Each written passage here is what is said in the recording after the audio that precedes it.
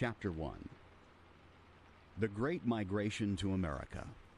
The tide of migration that set in toward the shores of North America during the early years of the 17th century was but one phase in the restless and eternal movement of mankind upon the surface of the earth.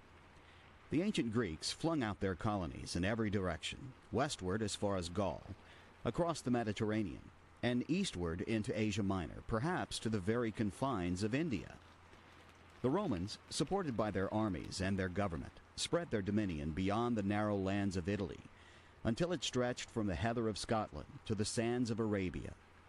The Teutonic tribes, from their home beyond the Danube and the Rhine, poured into the empire of the Caesars and made the beginnings of modern Europe. Of this great sweep of races and empires, the settlement of America was merely a part. And it was, moreover, only one aspect of the expansion which finally carried the peoples, the institutions, and the trade of Europe to the very ends of the earth. In one vital point it must be noted, American colonization differed from that of the ancients. The Greeks usually carried with them affection for the government they left behind, and sacred fire from the altar of the parent city. But thousands of the immigrants who came to America disliked the state and disowned the church of the mother country. They established compacts of government for themselves and set up altars of their own. They sought not only new soil to till, but also political and religious liberty for themselves and their children. The agencies of American colonization. It was no light matter for the English to cross 3,000 miles of water and found homes in the American wilderness at the opening of the 17th century. Ships, tools, and supplies called for huge outlays of money. Stores had to be furnished in quantities sufficient to sustain the life of the settlers until they could gather harvests of their own. Artisans and laborers of skill and industry had to be induced to risk the hazards of the New World. Soldiers were required for defense, and mariners for the exploration of inland waters. Leaders of good judgment, adept in managing men, had to be discovered. Altogether, such an enterprise demanded capital larger than the ordinary merchant or gentleman could amass, and involved risks more imminent than he dared to assume. Though in later days, after initial tests had been made, wealthy proprietors were able to establish colonies on their own account, it was the corporation that furnished the capital and leadership in the beginning. The Trading Company.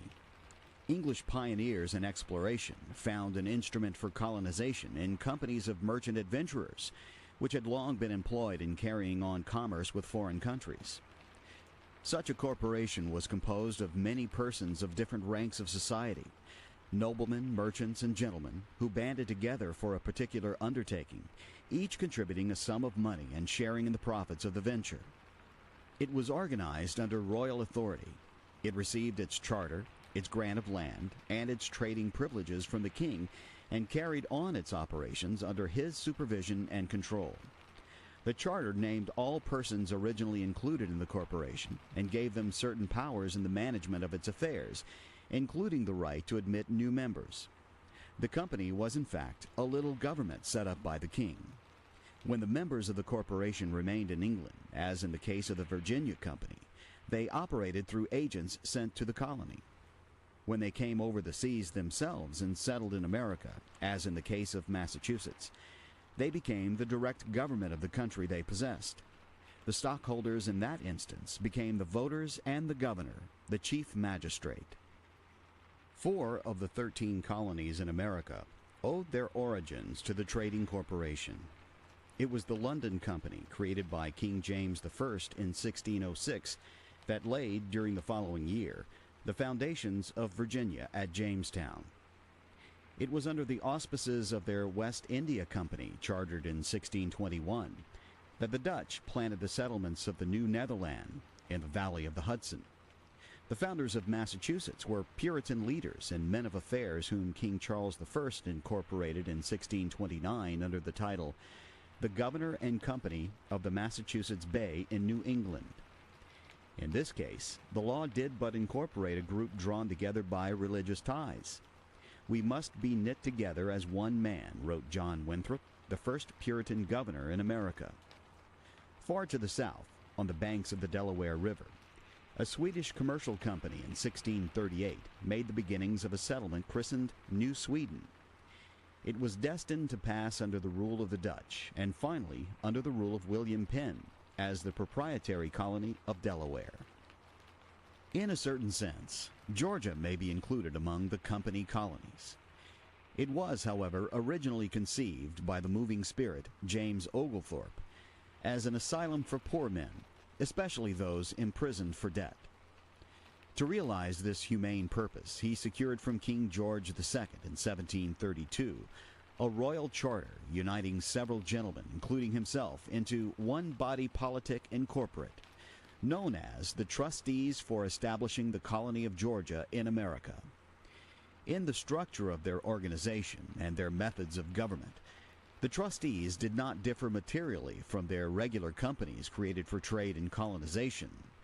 Though their purposes were benevolent, their transactions had to be under the forms of law and according to the rules of business. The religious congregation.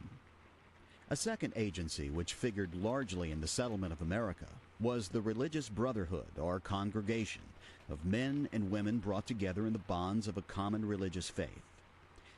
By one of the strange fortunes of history, this institution, founded in the early days of Christianity, proved to be a potent force in the origin and growth of self-government in a land far away from Galilee. And the multitude of them that believed were of one heart and of one soul, we are told in the Acts describing the church at Jerusalem. We are knit together as a body in a most sacred covenant of the Lord, by virtue of which we hold ourselves strictly tied to all care of each other's good and of the whole, wrote John Robinson, a leader among the Pilgrims who founded their tiny colony of Plymouth in 1620. The Mayflower Compact, so famous in American history, was but a written and signed agreement, incorporating the spirit of obedience to the common good, which served as a guide to self-government until Plymouth was annexed to Massachusetts in 1691. 3 other colonies, all of which retained their identity until the eve of the American Revolution, likewise sprang directly from the congregations of the faithful: Rhode Island, Connecticut, and New Hampshire, mainly offshoots from Massachusetts. They were founded by small bodies of men and women, united in solemn covenants with the Lord, who planted their settlements in the wilderness. Not until many a year after Roger Williams and Anne Hutchinson conducted their followers to the Narragansett country was Rhode Island granted a charter of incorporation, 1663, by the Crown. Not until long after the congregation of Thomas Hooker from Newtown blazed the way into the Connecticut River Valley did the King of England give Connecticut a charter of its own, 1662, and a place among the colonies. Half a century elapsed before the towns laid out beyond the Merrimack River by immigrants from Massachusetts were formed into the Royal Province of New Hampshire in 1679. Even when Connecticut was chartered, the parchment and sealing wax of the royal lawyers did but confirm rights and habits of self-government and obedience to law previously established by the congregations. The towns of Hartford, Windsor, and Wethersfield had long lived happily under their fundamental orders, drawn up by themselves in 1639. So had the settlers dwelt peacefully at New Haven under their fundamental articles drafted in the same year. The pioneers on the Connecticut shore had no difficulty in agreeing that the Scriptures do hold forth a perfect rule for the description and government of all men. The proprietor. A third and very important colonial agency was the proprietor, or proprietary. As the name, associated with the word property, implies, the proprietor was a person to whom the king granted property and lands in North America to have, hold, use, and enjoy for his own benefit and profit, with the right to hand the estate down to his heirs in perpetual succession. The proprietor was a rich and powerful person, prepared to furnish or secure the capital, collect the ships, supply the stores, and assemble the settlers necessary to found and sustain a plantation beyond the seas. Sometimes the proprietor worked alone. Sometimes 2 or more were associated like partners in the common undertaking. 5 colonies, Maryland, Pennsylvania, New Jersey, and the Carolinas owe their formal origins, though not always their first settlements, nor in most cases their prosperity, to the proprietary system. Maryland, established in 1634 under a Catholic nobleman, Lord Baltimore, and blessed with religious toleration by the Act of 1649, flourished under the mild rule of proprietors until it became a state in the American Union. New Jersey, beginning its career under two proprietors, Berkeley and Carteret, in 1664, passed under the direct government of the Crown in 1702. Pennsylvania was, in a very large measure, the product of the generous spirit and tireless labors of its first proprietor, the leader of the Friends, William Penn, to whom it was granted in 1681, and in whose family it remained until 1776. The two Carolinas were first organized as one colony in 1663 under the government and patronage of 8 proprietors, including Lord Clarendon, but after more than half a century, both became royal provinces governed by the king. End of Chapter 1. Recording by John L. White, New Orleans, Louisiana. JohnWhiteAudio.com.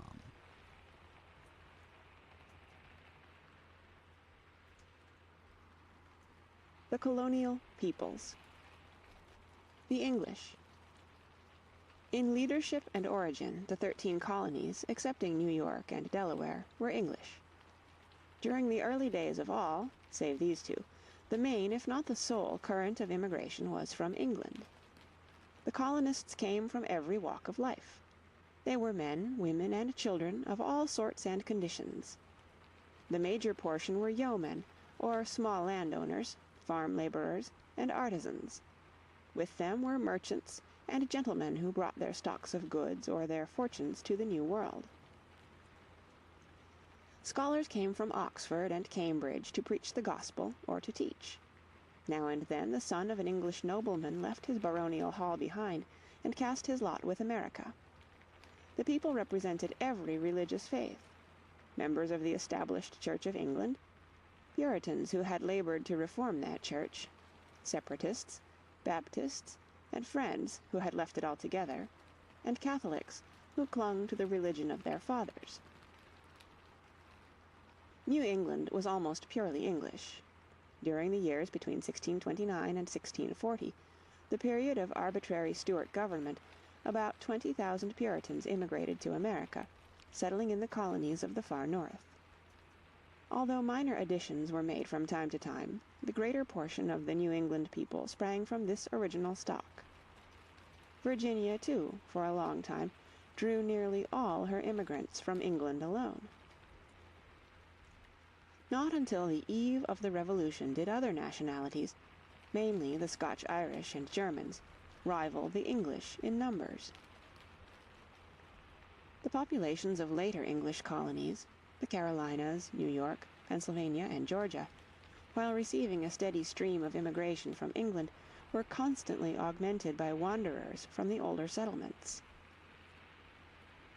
New York was invaded by Puritans from New England in such numbers as to cause the Anglican clergymen there to lament that free thinking spreads almost as fast as the church. North Carolina was first settled toward the northern border by immigrants from Virginia.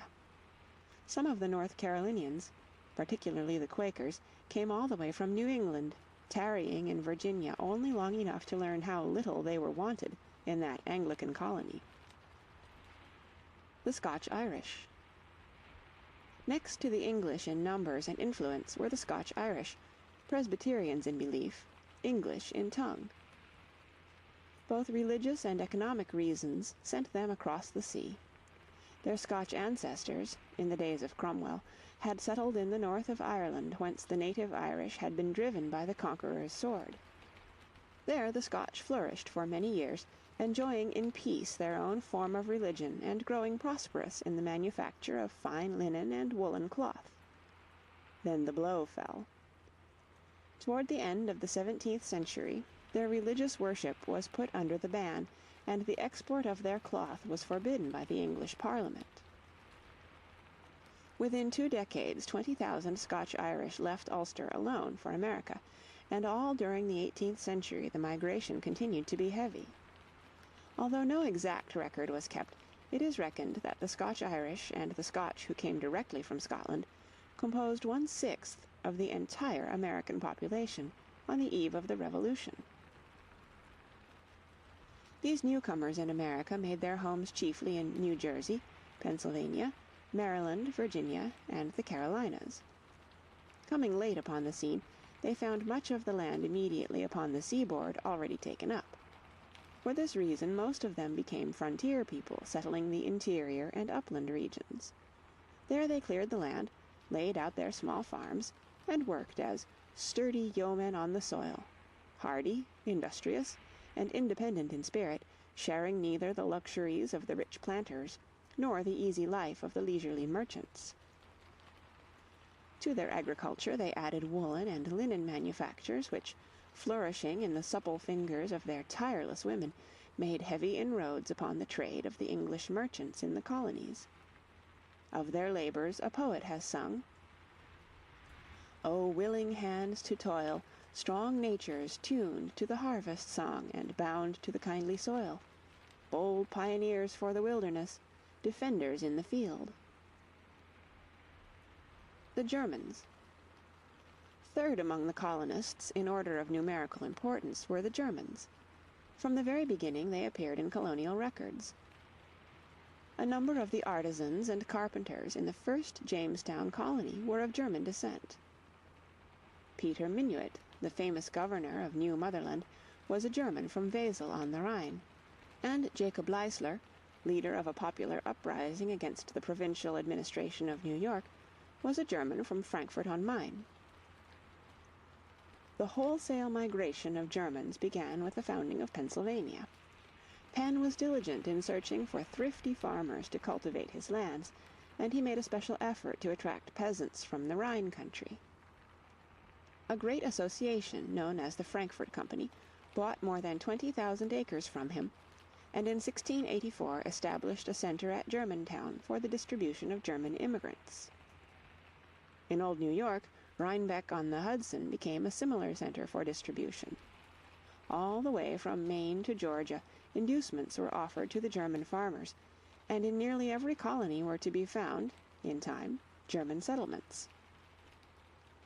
In fact, the migration became so large that German princes were frightened at the loss of so many subjects, and England was alarmed by the influx of foreigners into her overseas dominions.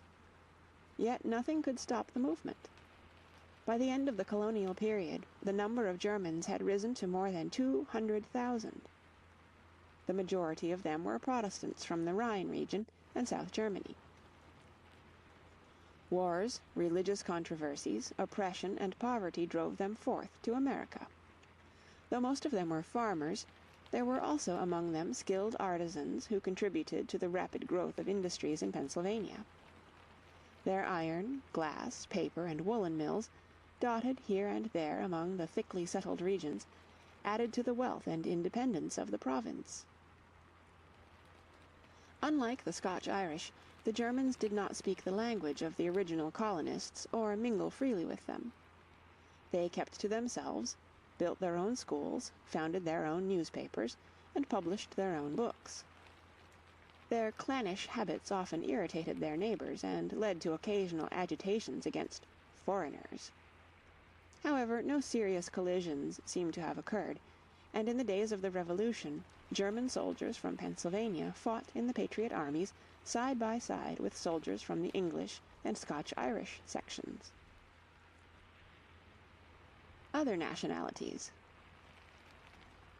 Though the English, the Scotch-Irish, and the Germans made up the bulk of the colonial population, there were other racial strains as well, varying in numerical importance, but contributing their share to colonial life. From France came the Huguenots, fleeing from the decree of the king which inflicted terrible penalties upon Protestants. From Old Ireland came thousands of native Irish, Celtic in race and Catholic in religion. Like their Scotch-Irish neighbors to the north, they revered neither the government nor the Church of England imposed upon them by the sword. How many came we do not know, but Shipping records of the colonial period show that boatload after boatload left the southern and eastern shores of Ireland for the New World. Undoubtedly, thousands of their passengers were Irish of the native stock. This surmise is well sustained by the constant appearance of Celtic names in the records of various colonies. The Jews, then as ever engaged in their age-long battle for religious and economic toleration, found in the American colonies not complete liberty, but certainly more freedom than they enjoyed in England, France, Spain, or Portugal. The English law did not actually recognize their right to live in any of the dominions, but owing to the easygoing habits of the Americans, they were allowed to filter into the seaboard towns. The treatment they received there varied. On one occasion, the mayor and council of New York forbade them to sell by retail, and on another prohibited the exercise of their religious worship. Newport, Philadelphia, and Charleston were more hospitable, and their large Jewish colonies, consisting principally of merchants and their families, flourished in spite of nominal prohibitions of the law. Though the small Swedish colony in Delaware was quickly submerged beneath the tide of English migration, the Dutch in New York continued to hold their own for more than 100 years after the English conquest of 1664. At the end of the colonial period, over one-half of the 170,000 inhabitants of the province were descendants of the original Dutch, still distinct enough to give a decided cast to the life and manners of New York. Many of them clung as tenaciously to their mother tongue as they did to their capacious farmhouses or their Dutch ovens, but they were slowly losing their identity as the English pressed in beside them to farm and trade. The melting pot had begun its historic mission. End of Chapter 2. Read by Kara Schallenberg on May 11th, 2007 in Oceanside, California.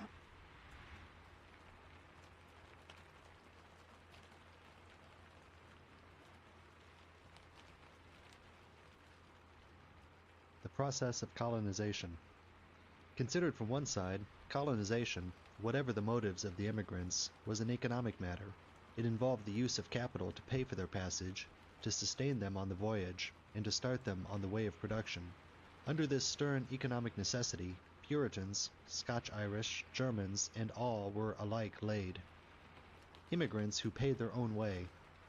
Many of the immigrants to America in colonial days were capitalists themselves, in a small or a large way, and paid their own passage. What proportion of the colonists were able to finance their voyage across the sea is a matter of pure conjecture.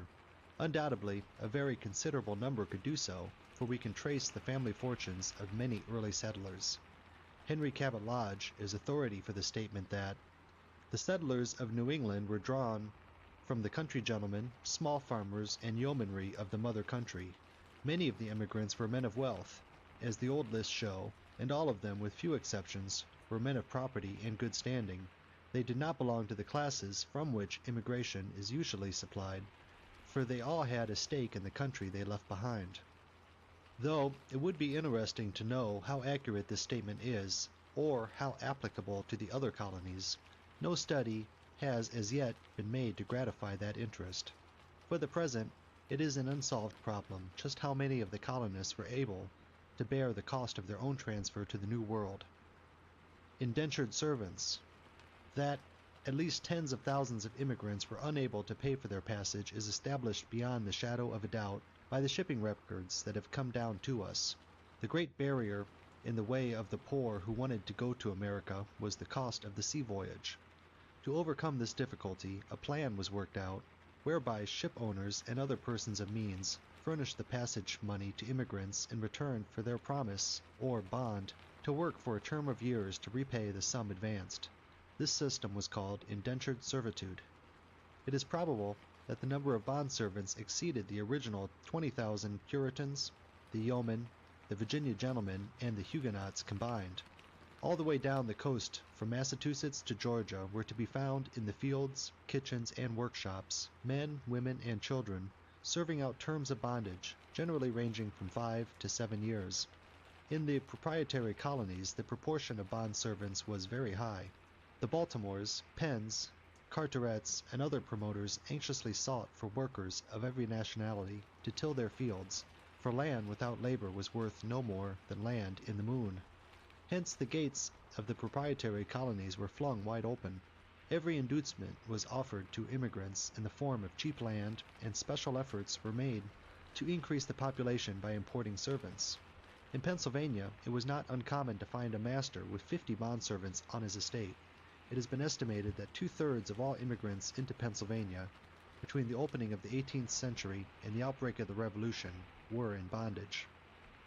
In the other middle colonies, the number was doubtless not so large, but it formed a considerable part of the population. The story of this traffic in white servants is one of the most striking things in the history of labor. Bondmen differed from the serfs of the feudal age in that they were not bound to the soil, but to the master. They likewise differed from the Negro slaves in that their servitude had a time limit. Still, they were subject to many special disabilities. It was, for instance, a common practice to impose on them penalties far heavier than were imposed upon freedmen for the same offense. A free citizen of Pennsylvania who indulged in horse racing and gambling was let off with a fine. A white servant guilty of the same unlawful conduct was whipped at the post and fined as well. The ordinary life of the white servant was severely restricted. A bondman could not marry without his master's consent, nor engage in trade, nor refuse work assigned to him. For an attempt to escape, or indeed for any infraction of the law, the term of service was extended. The condition of white bondmen in Virginia, according to Lodge, was little better than that of slaves. Loose indentures and harsh laws put them at the mercy of their masters. It would not be unfair to add that such was their lot in all other colonies. Their fate depended on the temper of their masters. Cruel as the system was in many ways, it gave thousands of people in the old world a chance to reach the new, an opportunity to wrestle with fate for freedom and a home of their own. When their weary years of servitude were over, if they survived, they might obtain land of their own or settle as free mechanics in the towns. For many a bondman, the gamble proved to be a losing venture because he found himself unable to rise out of the state of poverty and dependence into which his servitude carried him. For thousands, on the contrary, bondage proved to be a real avenue to freedom and prosperity. Some of the best citizens of America have the blood of indentured servants in their veins.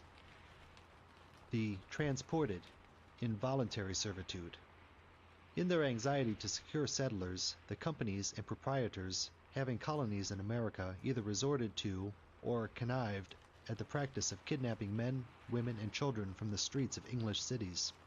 In 1680 it was officially estimated that 10,000 persons were spirited away to America.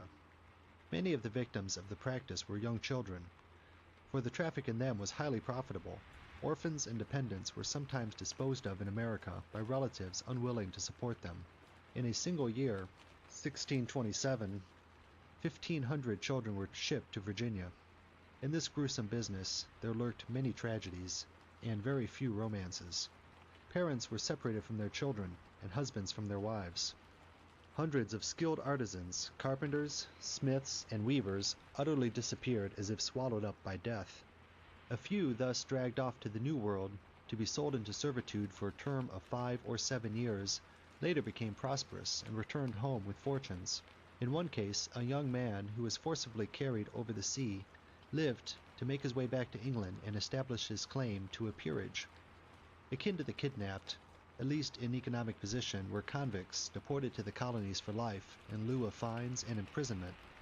The Americans protested vigorously but ineffectually against this practice. Indeed, they exaggerated its evils, for many of the criminals were only mild offenders against unduly harsh and cruel laws. A peasant caught shooting a rabbit on a lord's estate, or a luckless servant girl who purloined a pocket handkerchief was branded as a criminal, along with sturdy thieves and incorrigible rascals. Other transported offenders were political criminals, that is, persons who criticize or oppose the government. This class included now Irish who revolted against British rule in Ireland, now Cavaliers who championed the king against the Puritan revolutionists, Puritans in turn dispatched after the monarchy was restored, and Scotch and English subjects in general who joined in political uprisings against the king. the African slaves, rivaling in numbers in the course of time the indentured servants and whites carried to America against their will, were the African Negroes brought to America and sold into slavery. When this form of bondage was first introduced into Virginia in 1619, it was looked upon as a temporary necessity to be discarded with the increase of the white population. Moreover, it does not appear that those planters who first brought Negroes at the auction block intended to establish a system of permanent bondage.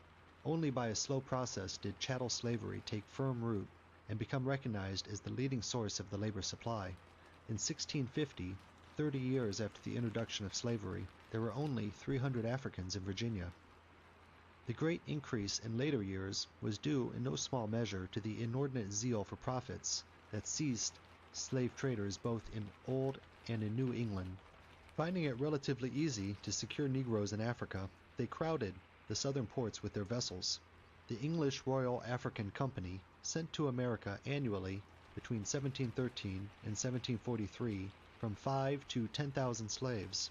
The ship owners of New England were not far behind their English brethren in pushing this extraordinary traffic. As the proportion of the Negroes to the free white population steadily rose, and as whole sections were overrun with slaves and slave traders, the southern colonies grew alarmed. In 1710, Virginia sought to curtail the importation by placing a duty of 5 pounds on each slave. This effort was futile, for the royal governor promptly vetoed it. From time to time similar bills were passed, only to meet with royal disapproval. South Carolina, in 1760, absolutely prohibited importation, but the measure was killed by the British Crown. As late as 1772, Virginia, not daunted by a century of rebuffs, sent to George III a petition in this vein. The importation of slaves into the colonies from the coast of Africa hath long been considered as a trade of great inhumanity, and under its present encouragement we have too much reason to fear will endanger the very existence of your Majesty's American dominions. Deeply impressed with these sentiments, we most humbly beseech your Majesty to remove all those restraints on your Majesty's governors of this colony which inhibit their assenting to such laws as might check so very pernicious a commerce. All such protests were without avail. The Negro population grew by leaps and bounds, till, on the eve of the Revolution, it amounted to more than 500,000. In 5 states, Maryland, Virginia, the 2 Carolinas, and Georgia, the slaves nearly equaled, or actually exceeded, the whites in number. In South Carolina they formed almost 2/3 of the population. Even in the middle colonies of Delaware and Pennsylvania, about 1/5 of the inhabitants were from Africa. To the north the proportion of slaves steadily diminished, though chattel servitude was on the same legal footing as in the South. In New York approximately 1 in 6, in New England 1 in 50 were Negroes, including a few freedmen. The climate, the soil, the commerce, and the industry of the North were all unfavorable to the growth of a servile population. Still, slavery, though sectional, was a part of the national system of economy. Northern ships carried slaves to the southern colonies, and the produce of the plantations to Europe. If the northern states will consult their interest, they will not oppose the increase in slaves which will increase the commodities of which they will become the carriers, said John Rutledge of South Carolina, in the convention which framed the Constitution of the United States. What enriches a part enriches the whole, and the states are the best judges of their particular interest, responded Oliver Ellsworth, the distinguished spokesman of Connecticut. End of section 3.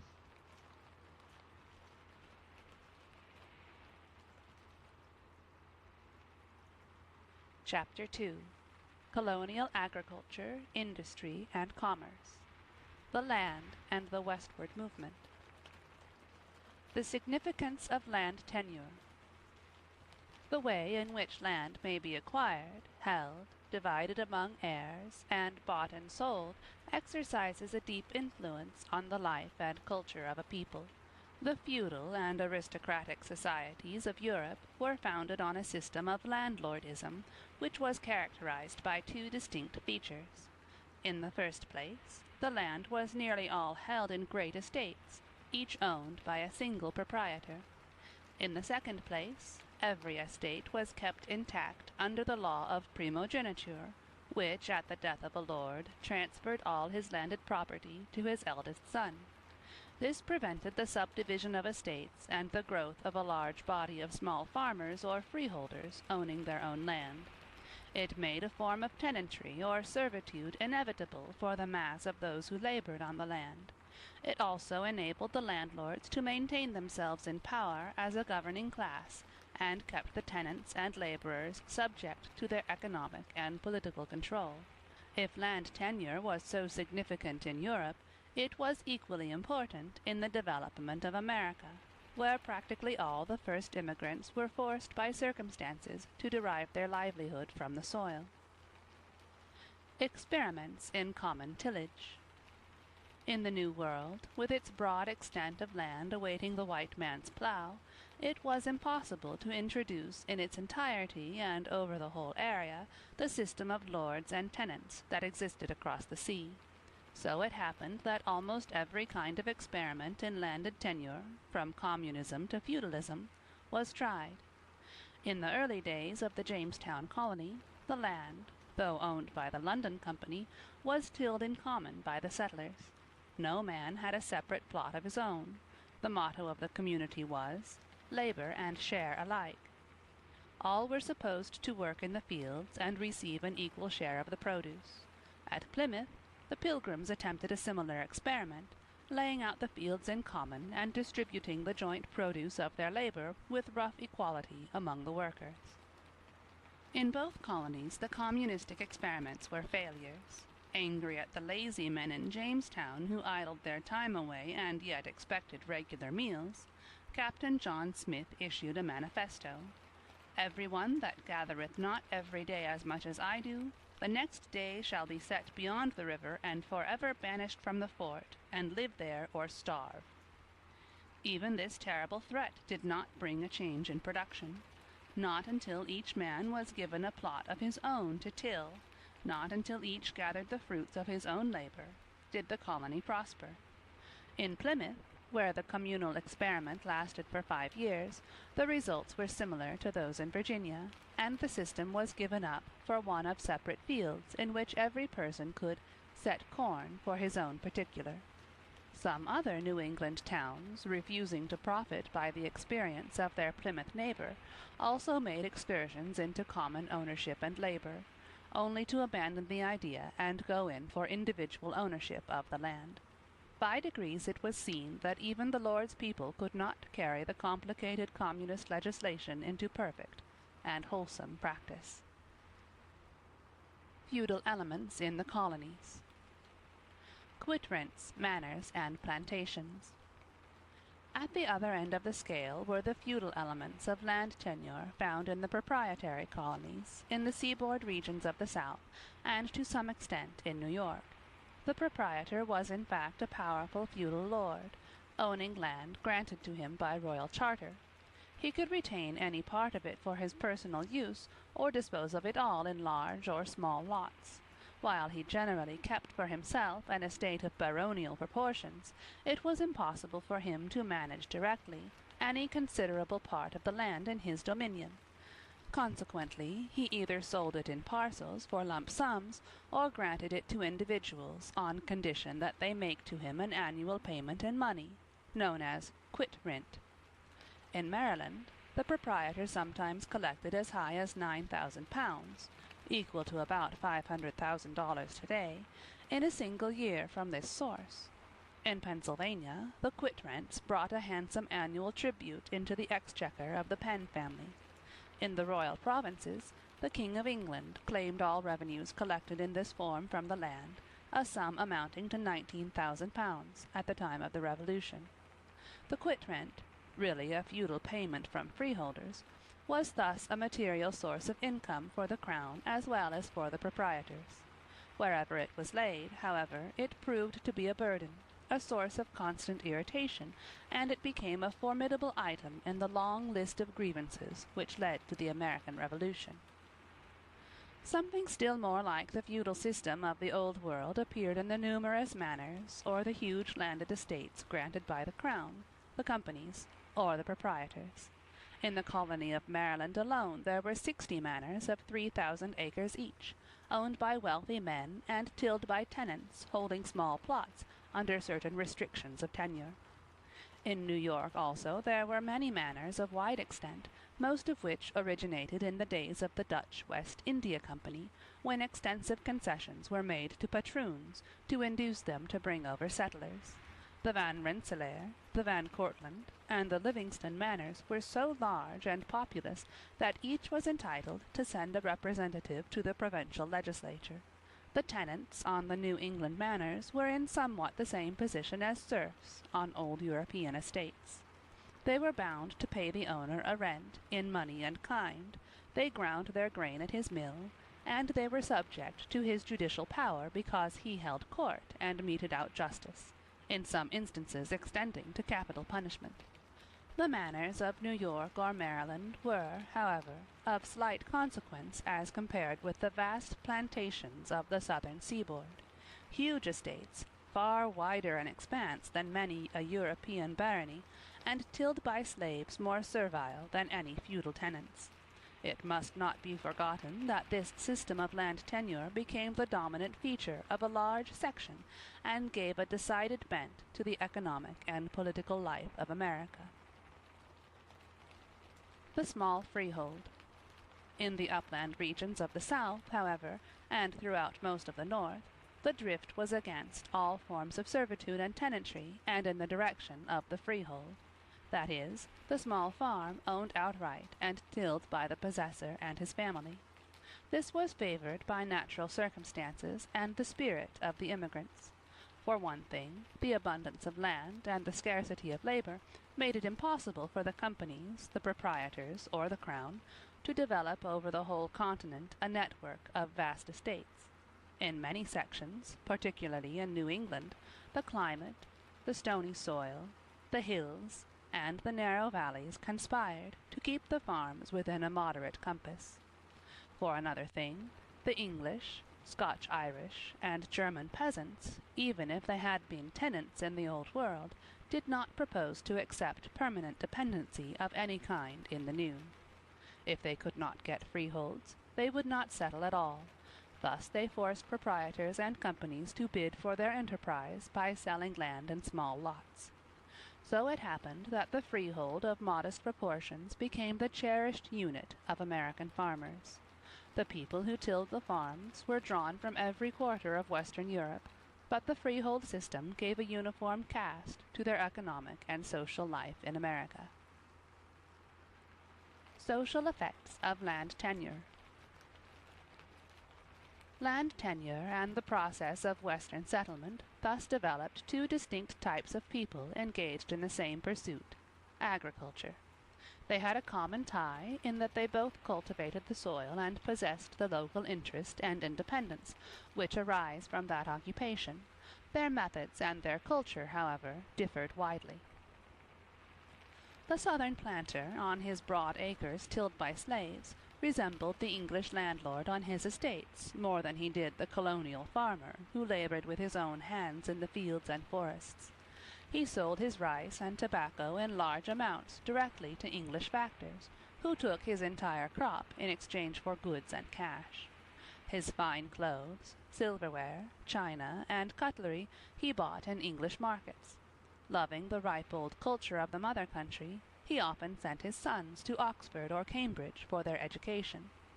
In short, he depended very largely for his prosperity and his enjoyment of life upon close relations with the Old World. He did not even need market towns in which to buy native goods, for they were made on his own plantation by his own artisans, who were usually gifted slaves. The economic condition of the small farmer was totally different. His crops were not big enough to warrant direct connection with English factors or the personal maintenance of a corps of artisans. He needed local markets, and they sprang up to meet the need. Smiths, hatters, weavers, wagon-makers, and potters at neighboring towns supplied him with the rough products of their native skill. The finer goods, bought by the rich planter in England, the small farmer ordinarily could not buy. His wants were restricted to staples like tea and sugar, and between him and the European market stood the merchant. His community was therefore more self-sufficient than the seaboard line of great plantations. It was more isolated, more provincial, more independent, more American. The planter faced the Old East. The farmer faced the New West. The westward movement. Yeoman and planter nevertheless were alike in one respect. Their land hunger was never appeased. Each had the eye of an expert for new and fertile soil, and so, north and south, as soon as a foothold was secured on the Atlantic coast, the current of migration set in westward, creeping through forests, across rivers, and over mountains. Many of the later immigrants, in their search for cheap lands, were compelled to go to the border, but in a large part the path-breakers to the west were native Americans of the second and third generations, fired by curiosity and the lure of the mysterious unknown, and hunters, fur traders, and squatters, following their own sweet wills, blazed the trail, opening paths and sending back stories of the new regions they traversed. Then came the regular settlers with lawful titles to the lands they had purchased, sometimes singly and sometimes in companies. In Massachusetts, the westward movement is recorded in the founding of Springfield in 1636 and Great Barrington in 1725. By the opening of the 18th century, the pioneers of Connecticut had pushed north and west until their outpost towns adjoined the Hudson Valley settlements. In New York, the inland movement was directed by the Hudson River to Albany, and from that old Dutch center it radiated in every direction, particularly westward through the Mohawk Valley. New Jersey was early filled to its borders, the beginnings of the present city of New Brunswick being made in 1681, and those of Trenton in 1685. In Pennsylvania, as in New York, the waterways determined the main lines of advance. Pioneers, pushing up through the valley of the Schuylkill, spread over the fertile lands of Berks and Lancaster counties, laying out Reading in 1748. Another current of migration was directed by the Susquehanna, and in 1726 the first farmhouse was built on the bank where Harrisburg was later founded. Along the southern tier of counties a thin line of settlements stretched westward to Pittsburgh, reaching the upper waters of the Ohio while the colony was still under the Penn family. In the south, the westward march was equally swift. The seaboard was quickly occupied by large planters and their slaves engaged in the cultivation of tobacco and rice. The Piedmont Plateau, lying back from the coast all the way from Maryland to Georgia, was fed by two streams of migration, one westward from the sea, and the other southward from the other colonies, Germans from Pennsylvania and Scotch-Irish furnishing the main supply. By 1770, Tidewater, Virginia was full to overflowing, and the back country of the Blue Ridge and Shenandoah was fully occupied. Even the mountain valleys were claimed by sturdy pioneers.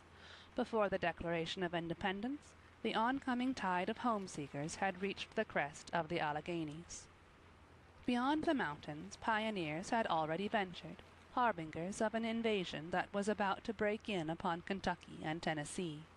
As early as 1769, that mighty Nimrod, Daniel Boone, curious to hunt buffaloes, of which he had heard weird reports, passed through the Cumberland Gap and brought back news of a wonderful country awaiting the plow.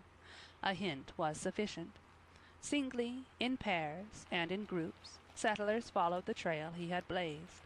A great land corporation, the Transylvania Company, emulating the merchant adventurers of earlier times, secured a huge grant of territory and sought profits in quit rents from lands sold to farmers. By the outbreak of the Revolution there were several hundred people in the Kentucky region. Like the older colonists, they did not relish quit rents, and their opposition wrecked the Transylvania Company. They even carried their protests into the Continental Congress in 1776, for by that time they were our embryo 14th colony. End of section 4.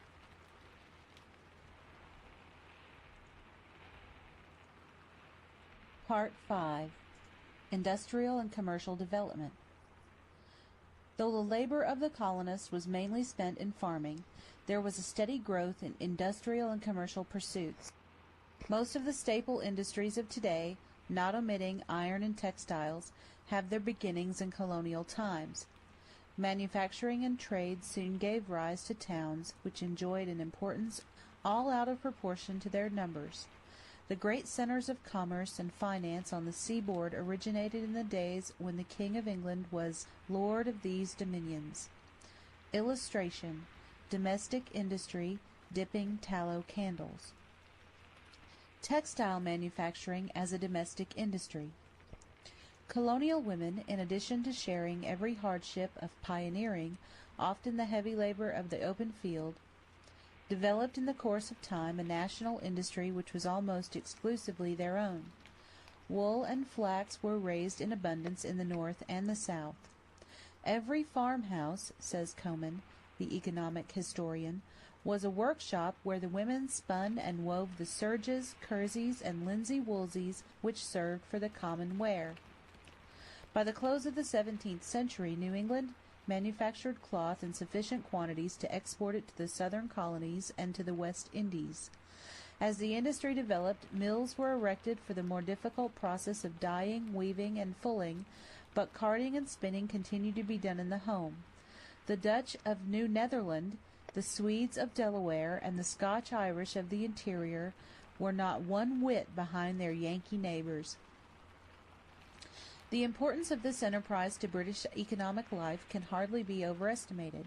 For many a century the English had employed their fine woolen cloth as the chief staple in a lucrative foreign trade, and the government had come to look upon it as an object of special interest and protection. When the colonies were established, both merchants and statesmen naturally expected to maintain a monopoly of increasing value, but before long the Americans, instead of buying cloth, especially of the coarser varieties, were making it to sell. In the place of customers, here were rivals. In the place of helpless reliance upon English markets, here was the germ of economic independence. If British merchants had not discovered it in the ordinary course of trade, observant officers in the provinces would have conveyed the news to them. Even in the early years of the 18th century, the royal governor of New York wrote of the industrious Americans to his home government. The consequence will be that, if they can clothe themselves once, not only comfortably, but handsomely too, without the help of England, they who already are not fond of submitting to government will soon think of putting in execution designs they have long harbored in their breasts. This will not seem strange when you consider what sort of people this country is inhabited by. The iron industry. Almost equally widespread was the art of ironworking, one of the earliest and most picturesque of colonial industries. Lynn, Massachusetts, had a forge and skilled artisans within 15 years after the founding of Boston. The smelting of iron began at New London and New Haven about 1658, in Litchfield County, Connecticut, a few years later, at Great Barrington, Massachusetts, in 1731, and nearby at Lenox some 30 years after that. New Jersey had ironworks at Shrewsbury within 10 years after the founding of the colony in 1665. Iron forges appeared in the valleys of the Delaware and the Susquehanna early in the following century, and iron masters then laid the foundations of fortunes in a region destined to become one of the great iron centers of the world. Virginia began ironworking in the year that saw the introduction of slavery. Although the industry soon lapsed, it was renewed and flourished in the 18th century. Governor Spotswood was called the Tubal Cain of the Old Dominion because he placed the industry on a firm foundation. Indeed, it seems that every colony except Georgia had its iron foundry. Nails, wire, metallic ware, chains, anchors, bar and pig iron were made in large quantities, and Great Britain, by an act in 1750, encouraged the colonists to export rough iron to the British Isles. Shipbuilding. Of all the specialized industries in the colonies, shipbuilding was the most important. The abundance of fir for masts, oak for timbers and boards, pitch for tar and turpentine, and hemp for rope, made the way of the shipbuilder easy. Early in the 17th century a ship was built at New Amsterdam, and by the middle of that century shipyards were scattered along the New England coast at Newburyport, Salem, New Bedford, Newport, Providence, New London, and New Haven. Yards at Albany and Poughkeepsie in New York built ships for the trade of that colony with England and the Indies. Wilmington and Philadelphia soon entered the race and outdistanced New York, though unable to equal the pace set by New England. While Maryland, Virginia, and South Carolina also built ships, Southern interest was mainly confined to the lucrative business of producing ship materials, fur, cedar, hemp, and tar. Fishing. The greatest single economic resource of New England outside of agriculture was the fisheries. This industry, started by hardy sailors from Europe long before the landing of the Pilgrims, flourished under the indomitable seamanship of the Puritans, who labored with the net and harpoon in almost every quarter of the Atlantic. "Look," exclaimed Edmund Burke in the House of Commons, "at the manner in which the people of New England have of late carried on in the whale fishery, whilst we follow them among the tumbling mountains of ice and behold them penetrating into the deepest frozen recesses of Hudson's Bay and Davis's Straits, while we are looking for them beneath the Arctic Circle, we hear that they have pierced into the opposite region of polar cold, that they are at the antipodes and engaged under the frozen serpent of the south. Nor is the equinoctial heat more discouraging to them than the accumulated winter of both poles. We know that whilst some of them draw the line and strike the harpoon on the coast of Africa, others run the longitude and pursue their gigantic game along the coast of Brazil. No sea but what is vexed by their fisheries, no climate that is not witness to their toils. Neither the perseverance of Holland nor the activity of France, nor the dexterous and firm sagacity of English enterprise ever carried this most perilous mode of hard industry to the extent to which it has been pushed by this recent people. The influence of the business was widespread. A large and lucrative European trade was built upon it. The better quality of the fish caught for food was sold in the markets of Spain, Portugal, and Italy, or exchanged for salt, lemons, and raisins for the American market. The lower grades of fish were carried to the West Indies for slave consumption, and in part traded for sugar and molasses, which furnished the raw materials for the thriving rum industry of New England. These activities in turn stimulated shipbuilding, steadily enlarging the demand for fishing and merchant craft of every kind, and thus keeping the shipwrights, caulkers, rope makers, and other artisans of the seaport towns rushed with work. They also increased trade with the mother country, for, out of the cash collected in the fish markets of Europe and the West Indies, the colonists paid for English manufactures. So an ever-widening circle of American enterprise centered around this single industry, the nursery of seamanship and the maritime spirit. Oceanic commerce and American merchants. All through the 18th century, the commerce of the American colonies spread in every direction until it rivaled in the number of people employed, the capital engaged, and the profits gleaned, the commerce of European nations. A modern historian has said, "The enterprising merchants of New England developed a network of trade routes that covered well nigh half the world." This commerce, destined to be of such significance in the conflict with the mother country, presented, broadly speaking, two aspects. On the one hand, it involved the export of raw materials and agricultural produce. The southern colonies produced for shipping tobacco, rice, tar, pitch, and pine. The middle colonies grain, flour, furs, lumber, and salt pork. New England fish, flour, rum, furs, shoes, and small articles of manufacture.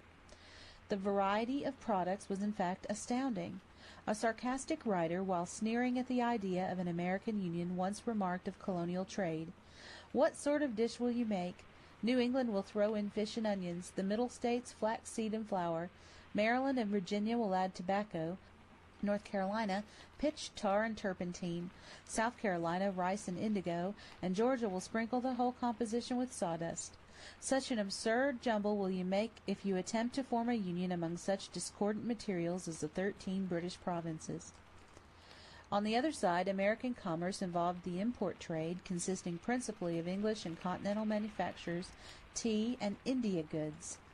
Sugar and molasses brought from the West Indies supplied the flourishing distilleries of Massachusetts, Rhode Island, and Connecticut. The carriage of slaves from Africa to the southern colonies engaged hundreds of New England sailors and thousands of pounds of her capital.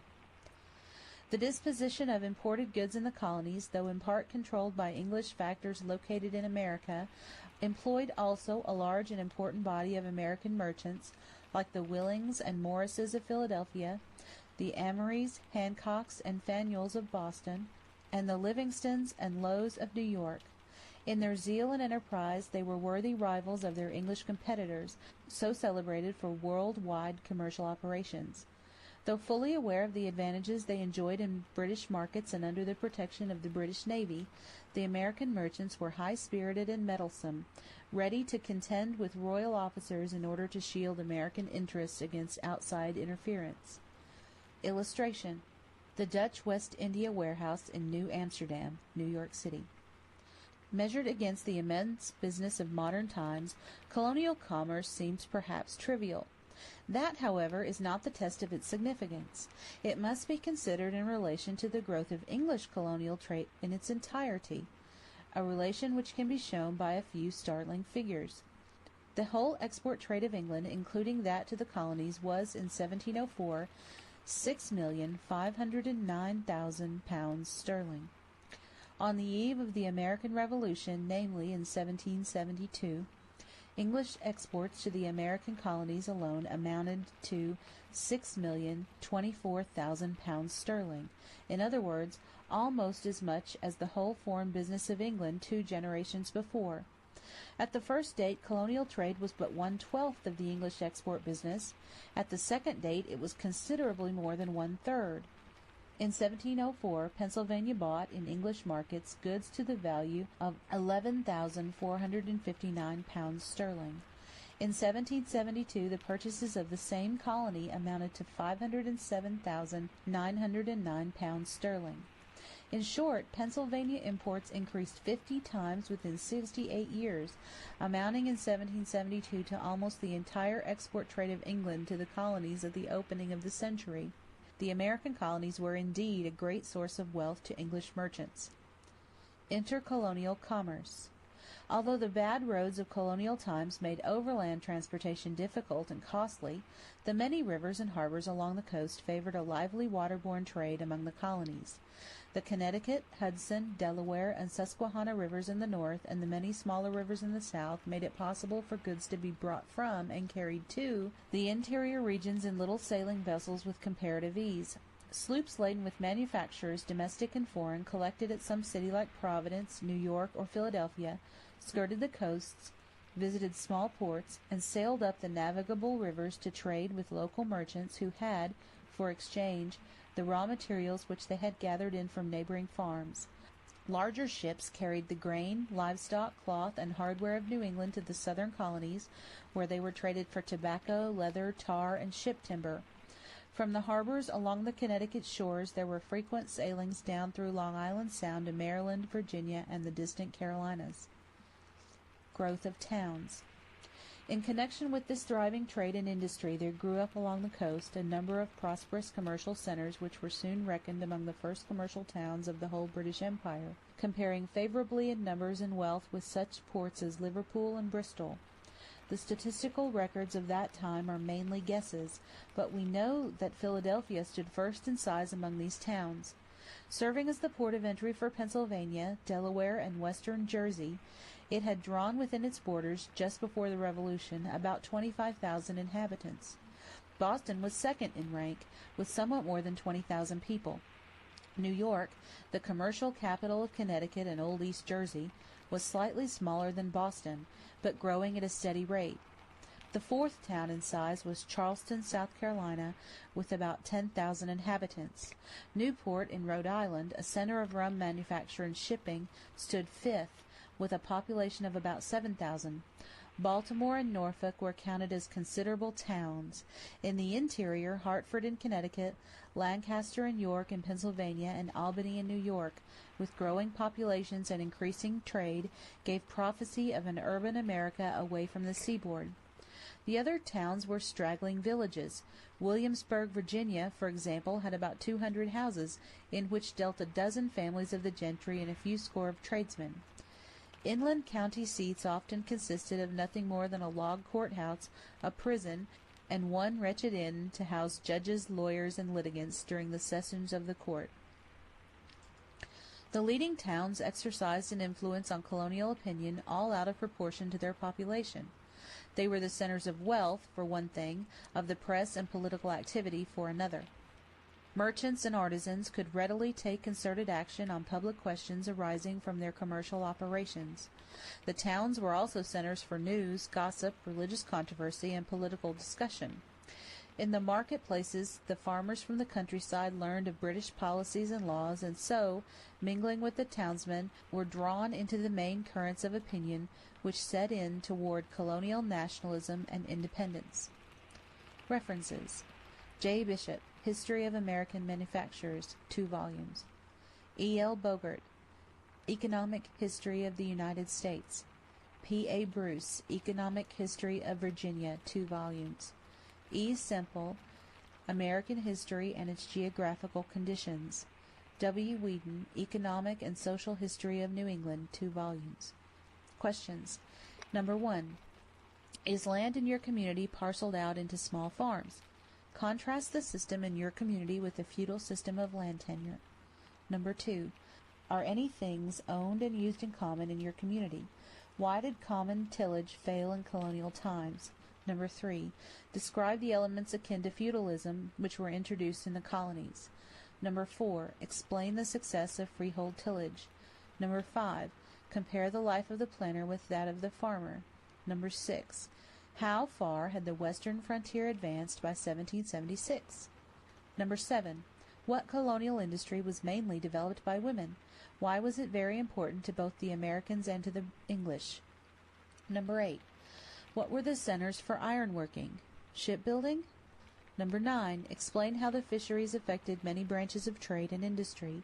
Number 10. Show how American trade formed a vital part of English business. Number 11. How was interstate commerce mainly carried on? Number 12. What were the leading towns? Did they compare in importance with British towns of the same period? Research topics. Land tenure. Coman, Industrial History, Revised Edition, pages 32 through 38. Special reference, Bruce, Economic History of Virginia, Volume 1, Chapter 8. Tobacco planting in Virginia. Calendar, Economic History of the United States, pages 22 through 28. Colonial Agriculture, Coman, pages 48 through 63. Calendar, pages 69 through 74. Reference, J.R.H. Moore, Industrial History of the American People, pages 131 through 162. Colonial Manufacturers, Coman, pages 63 through 73.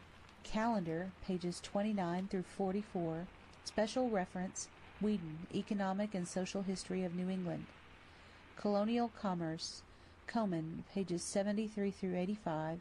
Calendar, pages 51 through 63, 78 through 84. Moore, pages 163 to 208. Lodge, Short History of the English Colonies, pages 409 to 412, 229 to 231, 312 to 314. End of section 5.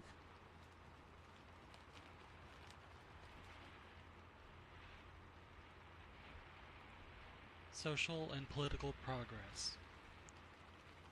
Colonial life, crowded as it was with the hard and unremitting toil, left scant pleasure for the cultivation of the arts and sciences. There was little money in private purses or public treasuries to be dedicated to schools, libraries, and museums. Few there were with time to read long and widely, and fewer still who could devote their lives to things that delight the eye and the mind. And yet, poor and meager as the intellectual life of the colonists may seem, by way of comparison, heroic efforts were made in every community to lift the people above the plane of mere existence. After the first clearings were opened in the forest, those efforts were redoubled, and with lengthening years told upon the thought and spirit of the land. The appearance during the struggle with England of an extraordinary group of leaders familiar with history, political philosophy, and the arts of war, government, and diplomacy itself bore eloquent testimony to the high quality of the American intellect. No one, not even the most critical, can run through the writings of the distinguished Americans scattered from Massachusetts to Georgia, the Adamses, Ellsworth, the Morrises, the Livingstons, Hamilton, Franklin, Washington, Madison, Marshall, Henry, the Randolphs, and the Pinckneys, without coming to the conclusion that there was something in American colonial life which fostered minds of depth and power. Women surmounted even greater difficulties than the men in the process of self-education, and their keen interest in public issues is evident in many a record like the letters of Mrs. John Adams to her husband during the Revolution, the writings of Mrs. Mercy Otis Warren, the sister of James Otis, who measured her pen with the British propagandists, and the Patriot newspapers founded and managed by women. The leadership of the churches. In the intellectual life of America, the churches assumed a role of high importance. There were abundant reasons for this. In many of the colonies, Maryland, Pennsylvania, and New England, the religious impulse had been one of the impelling motives in stimulating immigration. In all the colonies, the clergy, at least in the beginning, formed the only class with any leisure to devote to matters of the spirit. They preached on Sundays and taught school on weekdays. They led in the discussion of local problems and in the formation of political opinion, so much of which was concerned with the relation between church and state. They wrote books and pamphlets. They filled most of the chairs in the colleges. Under clerical guidance, intellectual and spiritual, the Americans received their formal education. In several of the provinces, the Anglican Church was established by law. In New England, the Puritans were supreme, notwithstanding the efforts of the Crown to overbear their authority. In the Middle Colonies, particularly, the multiplication of sects made the dominance of any single denomination impossible, and in all of them there was a growing diversity of faith, which promised in time a separation of church and state and freedom of opinion. The Church of England. Virginia was the stronghold of the English system of church and state. The Anglican faith and worship were prescribed by law, sustained by taxes imposed on all, and favored by the governor, the provincial councillors, and the richest planters. The established church, says Lodge, was one of the appendages of the Virginia aristocracy. They controlled the vestries and the ministers, and the parish church stood not infrequently on the estate of the planter who built and managed it.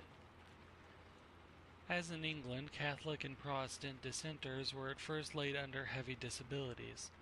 Only slowly and on sufferance were they admitted to the province, but when once they were even covertly tolerated, they pressed steadily in until, by the Revolution, they outnumbered the adherents of the established order.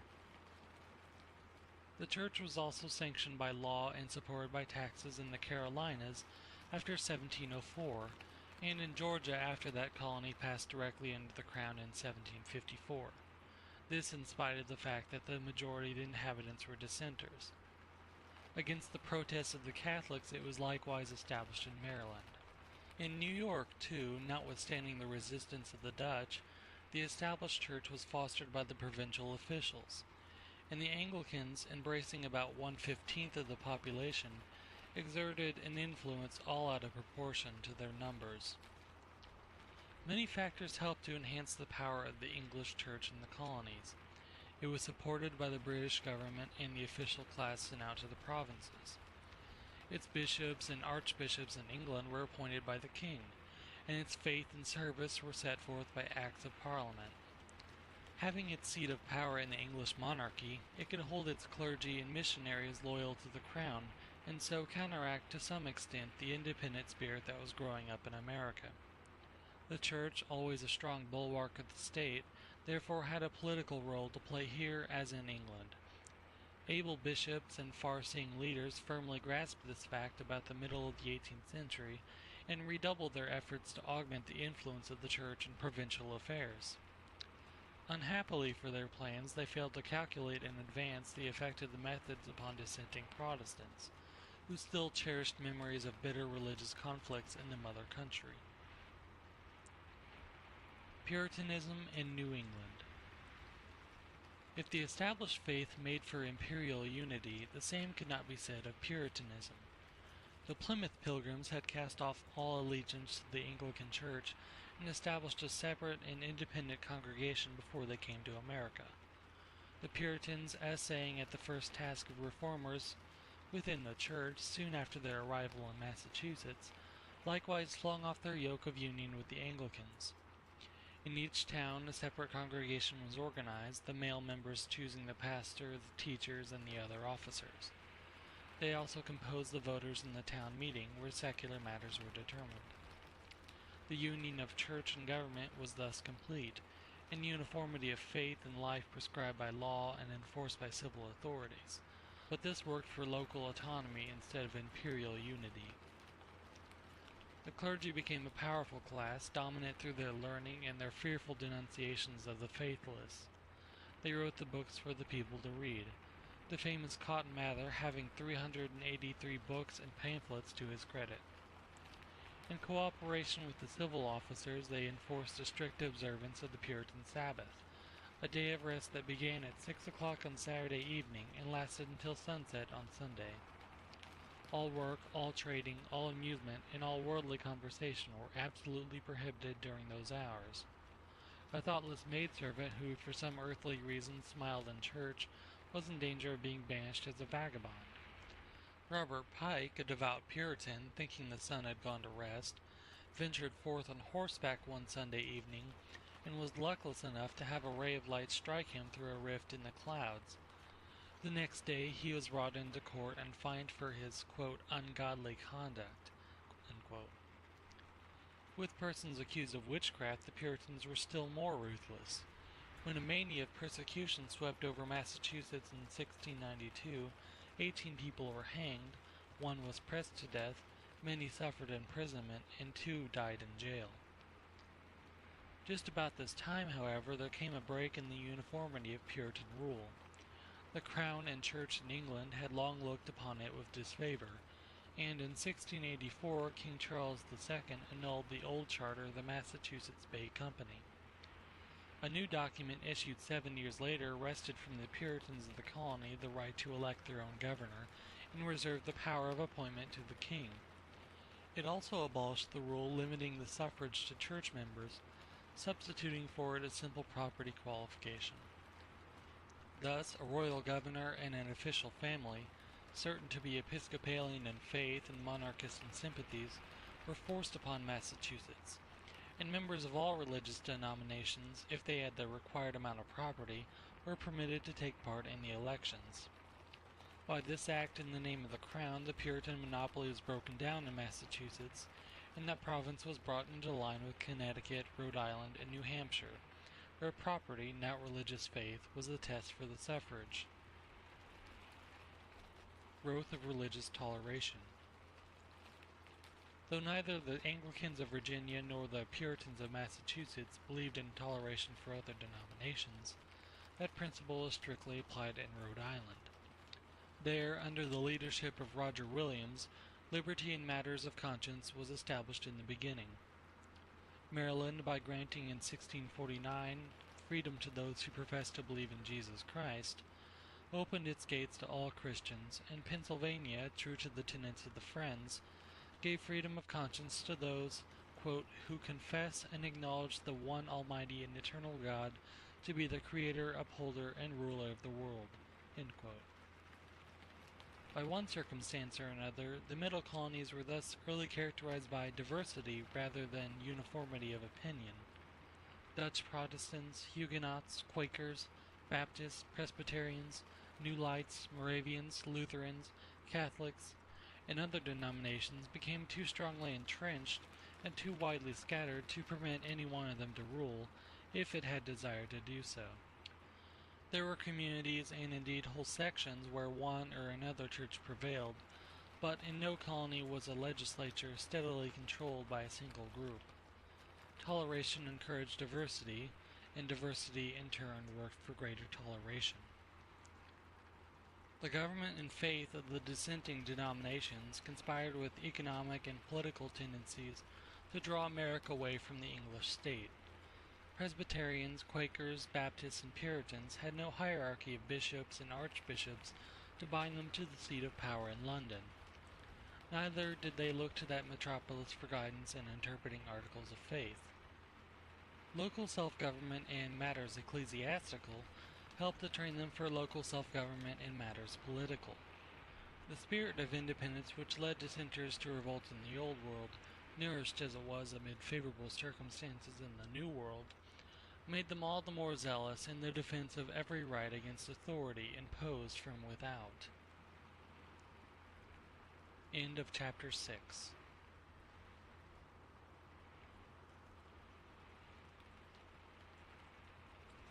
Religion and local schools. One of the first cares of each Protestant denomination was the education of the children in the faith. In this work the Bible became the center of interest. The English version was indeed the one book of the people. Farmers, shopkeepers, and artisans, whose life had once been bounded by the daily routine of labor, found in the Scriptures not only an inspiration to religious conduct, but also a book of romance, travel, and history.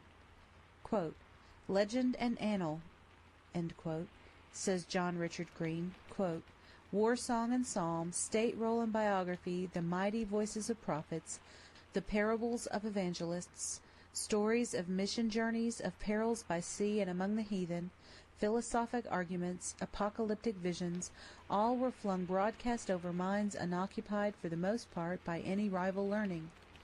As a mere literary monument, the English version of the Bible remains the noblest example of the English tongue." End quote. It was the King James Version, just from the press, that the Pilgrims brought across the sea with them. For the authority of the established church was substituted the authority of the Scriptures. The Puritans devised a catechism based upon their interpretation of the Bible, and very soon after their arrival in America they ordered all parents and masters of servants to be diligent in seeing that their children and wards were taught to read religious works, and give answers to the religious questions. Massachusetts was scarcely 20 years old before education of this character was declared to be compulsory, and provision was made for public schools where those not taught at home could receive instruction in reading and writing. Illustration: a page from a famous schoolbook. In Adam's fall we sinned all, heaven to find, the Bible mind. Christ crucified for sinners died, the deluge drowned the earth around. Elijah hid, by ravens fed, the judgment made Felix afraid. End illustration. Outside of New England, the idea of compulsory education was not regarded with the same favor, but the whole land was nevertheless dotted with little schools kept by dames, itinerant teachers, or local parsons. Whether we turn to the life of Franklin in the North or Washington in the South, we read of tiny schoolhouses where boys and sometimes girls were taught to read and write. Where there were no schools, fathers and mothers of the better kind gave their children the rudiments of learning. Though illiteracy was widespread, there is evidence to show that the diffusion of knowledge among the masses was making steady progress all through the 18th century. Religion and higher learning. Religious motives entered into the establishment of colleges as well as local schools. Harvard, founded in 1636, and Yale, opened in 1718, were intended primarily to train learned and godly ministers for the Puritan churches of New England. To the far north, Dartmouth, chartered in 1769, was designed first as a mission to the Indians and then as a college for the sons of New England farmers preparing to preach, teach, or practice law. The College of New Jersey, organized in 1746 and removed to Princeton 11 years later, was sustained by the Presbyterians. Two colleges looked to the established church as their source of inspiration and support: William and Mary, founded in Virginia in 1693, and King's College, now Columbia University, chartered by King George II in 1754 on an appeal from the New York Anglicans, alarmed at the growth of religious dissent and the republican tendencies of the age. Two colleges revealed a drift away from sectarianism: Brown, established in Rhode Island in 1764, and the Philadelphia Academy, forerunner of the University of Pennsylvania, organized by Benjamin Franklin, reflected the spirit of toleration by giving representation on the Board of Trustees to several religious sects. It was Franklin's idea that his college should prepare young men to serve in public office as leaders of the people and ornaments to their country. Self-education in America. Important as were these institutions of learning, higher education was by no means confined within their walls. Many well-to-do families sent their sons to Oxford or Cambridge in England. private tutoring in the home was common. In still more families there were intelligent children who grew up in the great colonial school of adversity, and who trained themselves until in every contest of mind and wit they could vie with the sons of Harvard or William and Mary or any other college. Such, for example, was Benjamin Franklin, whose charming autobiography, in addition to being an American classic, is a fine record of self-education. His formal training in the classroom was limited to a few years at a local school in Boston, but his self-education continued throughout his life. He early manifested a zeal for reading, and devoured, he tells us, his father's dry library on theology, Bunyan's works, Defoe's writings, Plutarch's Lives, Locke's On the Human Understanding, and innumerable volumes dealing with secular subjects. His literary style, perhaps the best of his time, Franklin acquired by the diligent and repeated analysis of the Spectator. In a life crowded with labors, he found time to read widely in natural science and to win single-handed recognition at the hands of European savants for his discoveries in electricity. By his own efforts he attained an acquaintance with Latin, Italian, French, and Spanish, thus unconsciously preparing himself for the day when he was to speak for all America at the court of the King of France. Lesser lights than Franklin, educated by the same process, were found all over colonial America. From this fruitful source of native ability, self-educated, the American cause grew great strength in the trials of the Revolution. End of section 7.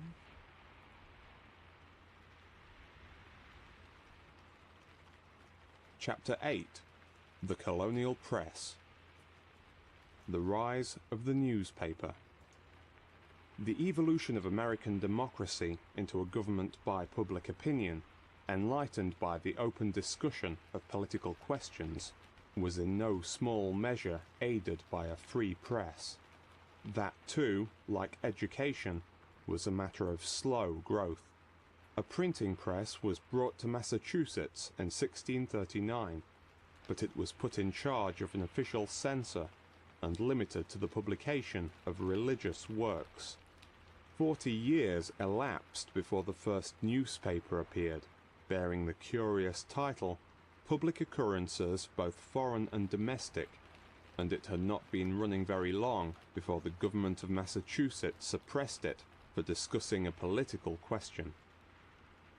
Publishing, indeed, seemed to be a precarious business, but in 1704 there came a second venture in journalism, the Boston News Letter, which proved to be a more lasting enterprise because it refrained from criticizing the authorities. Still, the public interest languished. When Franklin's brother, James, began to issue his New England Courant about 1720, his friends sought to dissuade him, saying that one newspaper was enough for America. Nevertheless, he continued it, and his confidence in the future was rewarded. In nearly every colony, a gazette or chronicle appeared within the next 30 years or more. Benjamin Franklin was able to record in 1771 that America had 25 newspapers. Boston led with 5. Philadelphia had 3, 2 in English and 1 in German. Censorship and restraints on the press. The idea of printing, unlicensed by the government and uncontrolled by the church, was, however, slow in taking form. The founders of the American colonies had never known what it was to have the free and open publication of books, pamphlets, broadsides, and newspapers. When the art of printing was first discovered, the control of publishing was vested in clerical authorities. After the establishment of the state church in England in the reign of Elizabeth, censorship of the press became a part of royal prerogative. Printing was restricted to Oxford, Cambridge, and London, and no one could publish anything without previous approval of the official censor. When the Puritans were in power, the popular party, with a zeal which rivaled that of the Crown, sought in turn to silence royalist and clerical writers by a vigorous censorship. After the restoration of the monarchy, control of the press was once more placed in royal hands, where it remained until 1695, when Parliament, by failing to renew the Licensing Act, did away entirely with the official censorship.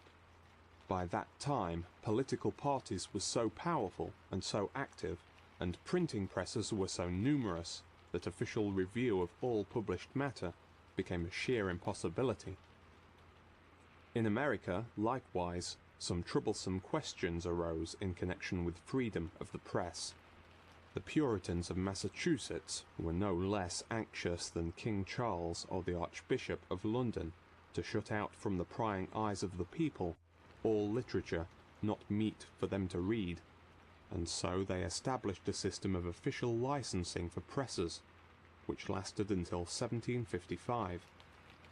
In the other colonies, where there was more diversity of opinion, and publishers could set up in business with impunity, they were nevertheless constantly liable to arrest for printing anything displeasing to the colonial governments. In 1721, the editor of the Mercury in Philadelphia was called before the Proprietary Council and ordered to apologize for a political article, and for a later offense of a similar character he was thrown into jail. A still more famous case was that of Peter Zenger, a New York publisher, who was arrested in 1735 for criticizing the administration. Lawyers who ventured to defend the unlucky editor were deprived of their licenses to practice, and it became necessary to bring an attorney all the way from Philadelphia. By this time the tension of feeling was high, and the approbation of the public was forthcoming, when the lawyer for the defense exclaimed to the jury that the very cause of liberty itself, not that of the poor printer, was on trial. The verdict for Zenger, when it finally came, was the signal for an outburst of popular rejoicing. Already the people of King George's province knew how precious a thing is the freedom of the press. Thanks to the schools, few and scattered as they were, and to the vigilance of parents, a very large portion, perhaps nearly 1/2, of the colonists could read. Through the newspapers, pamphlets, and almanacs that streamed from the types, the people could follow the course of public events and grasp the significance of political arguments. An American opinion was in the process of making, an independent opinion nourished by the press and enriched by discussions around the fireside and at the taverns. When the day of resistance to British rule came, government by opinion was at hand. For every person who could hear the voice of Patrick Henry and Samuel Adams, there were 1,000 who could see their appeals on the printed page.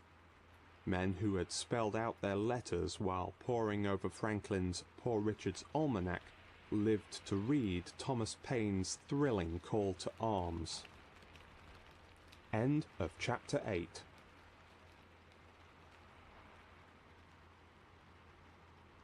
The evolution in political institutions. Two very distinct lines of development appeared in colonial politics. The one, exalting royal rights and aristocratic privileges, was the drift toward provincial government through royal officers appointed in England. The other, leading toward democracy and self-government, was the growth in the power of the popular legislative assembly. Each movement gave impetus to the other with increasing force during the passing years, until at last the final collision between the two ideals of government came in the War of Independence. The Royal Provinces. Of the 13 English colonies, 8 were royal provinces in 1776, with governors appointed by the king. Virginia passed under the direct rule of the Crown in 1624, when the charter of the London Company was annulled. The Massachusetts Bay Corporation lost its charter in 1684, and the new instrument granted 7 years later stripped the colonists of the right to choose their chief executive. In the early decades of the 18th century, both the Carolinas were given the provincial instead of the proprietary form. New Hampshire, severed from Massachusetts in 1679, and Georgia, surrendered by the trustees in 1752, went into the hands of the Crown. New York, transferred to the Duke of York on its capture from the Dutch in 1664, became a province when he took the title of James II in 1685. New Jersey, after remaining for nearly 40 years under proprietors, was brought directly under the king in 1702. Maryland, Pennsylvania, and Delaware, although they retained their proprietary character until the Revolution, were in some respects like the royal colonies, for their governors were as independent of popular choice as were the appointees of King George. Only two colonies, Rhode Island and Connecticut, retained full self-government on the eve of the Revolution. They alone had governors and legislators entirely of their own choosing. The chief officer of the royal province was the governor, who enjoyed high and important powers which he naturally sought to augment at every turn. He enforced the laws, and usually with the consent of a council, appointed the civil and military officers. He granted pardons and reprieves. He was head of the highest court. He was commander-in-chief of the militia. He levied troops for defense and enforced martial law in time of invasion, war, and rebellion.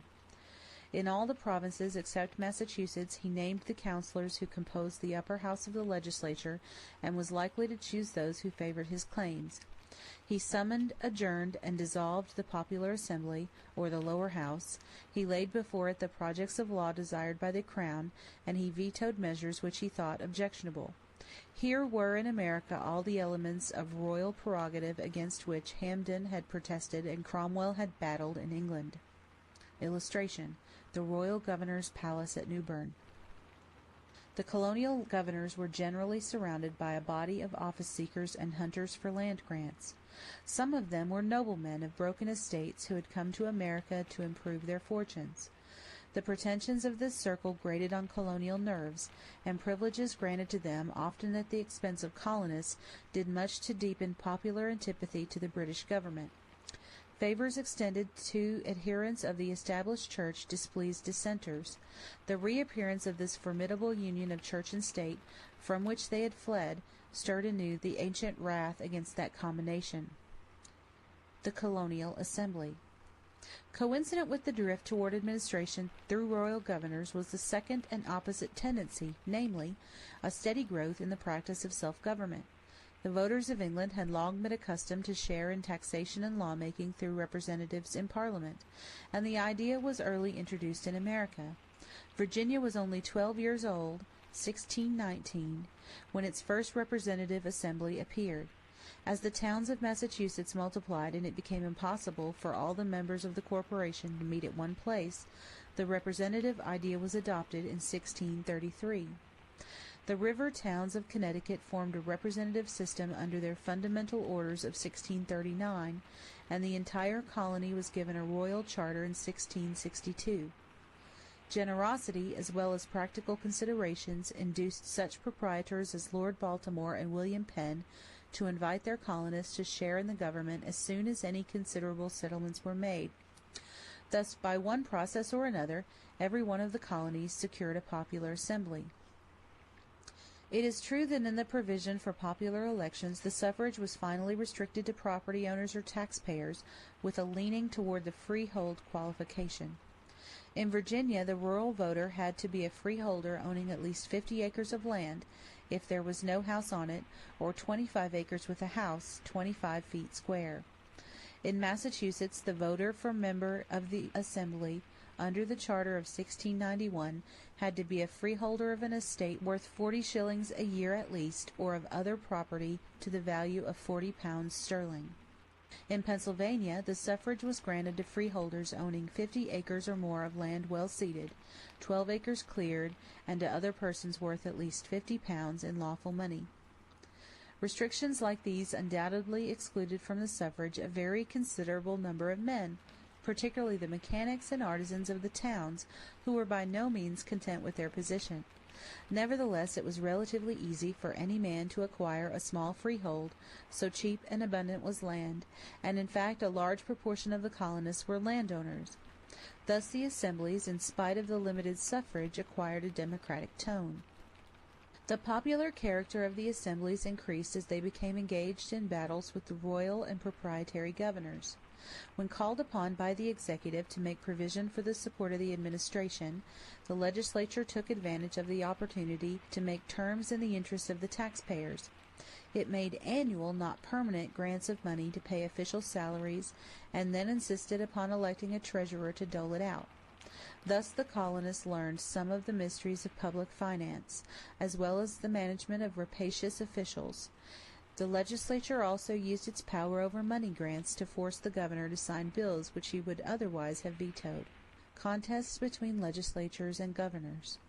As may be imagined, many and bitter were the contests between the royal and proprietary governors and the colonial assemblies. Franklin relates an amusing story of how the Pennsylvania Assembly held in one hand a bill for the executive to sign, and in the other hand the money to pay his salary. Then, with sly humor, Franklin adds, quote, "Do not, my courteous reader, take pet at our proprietary constitution for these our bargain and sale proceedings in legislation. It is a happy country where justice and what was your own before can be had for ready money. It is another addition to the value of money, and of course another spur to industry. Every land is not so blessed." End quote. It must not be thought, however, that every governor got off as easily as Franklin's tale implies. On the contrary, the legislatures, like Caesar, fed upon meat that made them great and steadily encroached upon executive prerogatives as they tried out and found their strength. If we may believe contemporary laments, the power of the crown in America was diminishing when it was struck down altogether. In New York, the friends of the governor complained in 1747 that, quote, "the inhabitants of plantations are generally educated in Republican principles. Upon Republican principles all is conducted. Little more than a shadow of royal authority remains in the northern colonies." End quote. Quote, "Here," quote, echoed the governor of South Carolina the following year, quote, "leveling principles prevail. The frame of the civil government is unhinged. A governor, if he would be idolized, must betray his trust. The people have got their whole administration in their hands. The election of the members of the assemblies by ballot, not civil posts only, but all ecclesiastical preferments, are in the disposal or election of the people." End quote. Though baffled by the leveling principles of the colonial assemblies, the governors did not give up the case as hopeless. Instead, they evolved a system of policy and action which they thought could bring the obstinate provincials to term. That system, traceable in their letters to the government in London, consisted of three parts. 1. The royal officers in the colonies were to be made independent of the legislatures by taxes imposed by acts of Parliament. 2. A British standing army was to be maintained in America. 3. The remaining colonial charters were to be revoked, and government by direct royal authority was to be enlarged. Such a system seemed plausible enough to King George III and to many ministers of the Crown in London. With governors, courts, and an army independent of the colonists, they imagined it would be easy to carry out both royal orders and acts of Parliament. This reasoning seemed both practical and logical. Nor was it founded on theory, for it came fresh from the governors themselves. It was wanting in one respect only. It failed to take account of the fact that the American people were growing strong in the practice of self-government, and could dispense with the tutelage of the British ministry, no matter how excellent it might be or how benevolent its intentions. References: A. M. Earle, Home Life in Colonial Days. A. L. Cross, The Anglican Episcopate and the American Colonies, Harvard Studies. E. G. Dexter, History of Education in the United States. C. A. Dunaway, Freedom of the Press in Massachusetts. Benjamin Franklin, Autobiography. E. B. Green, The Provincial Governor, Harvard Studies. E. A. McKinley, The Suffrage Franchise in the 13 English Colonies, Pennsylvania University Studies. M. C. Tyler, History of American Literature during the Colonial Times, in 2 volumes. Questions. Number 1. Why is leisure necessary for the production of art and literature? How may leisure be secured? Number 2. Explain the position of the Church in colonial life. Number 3. Contrast the political roles of Puritanism and the established Church. Number 4. How did diversity of opinion work for toleration? Number 5. Show the connection between religion and learning in colonial times. Number 6. Why is a free press such an important thing to American democracy? Number 7. Relate some of the troubles of early American publishers. Number 8. Give the undemocratic features of provincial government. Number 9. How did the colonial assemblies help to create an independent American spirit in spite of a restricted suffrage? Number 10. Explain the nature of the contests between the governors and the legislatures. Research topics: religious and intellectual life. Lodge, short history of the English colonies. 1. In New England, pages 418 to 438, 465 to 475. Number 2. In Virginia, pages 54 through 61, 87 through 89. 3. In Pennsylvania, pages 232 to 237, 253 to 257. Number 4. In New York, pages 316 to 321. Interesting source materials in Hart, American History Told by Contemporaries, Volume 2, pages 255 to 275, 276 to 290. The Government of a Royal Province, Virginia. Lodge, pages 43 to 50. Special reference, E.B. Green, The Provincial Governor, Harvard Studies. The Government of a Proprietary Colony, Pennsylvania. Lodge, pages 230 to 232. Government in New England, Lodge, pages 412 to 417.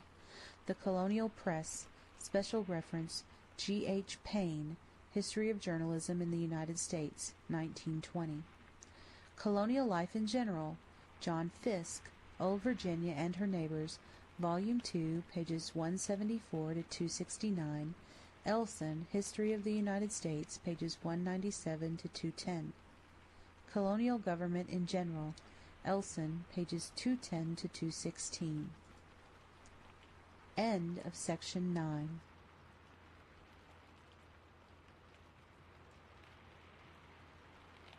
Chapter 4. The Development of Colonial Nationalism. It is one of the well-known facts of history that a people loosely united by domestic ties of a political and economic nature, even a people torn by domestic strife, may be welded into a solid and compact body by an attack from a foreign power. The imperative call to common defense, the habit of sharing common burdens, the fusing force of common service, these things, introduced by the necessity of resisting outside interference, act as an amalgam drawing together all elements except perhaps the most discordant. The presence of the enemy allays the most virulent of quarrels, temporarily at least. Politics, runs an old saying, stops at the water's edge. The ancient political principle, so well understood in diplomatic circles, applied nearly as well to the original 13 American colonies as to the countries of Europe.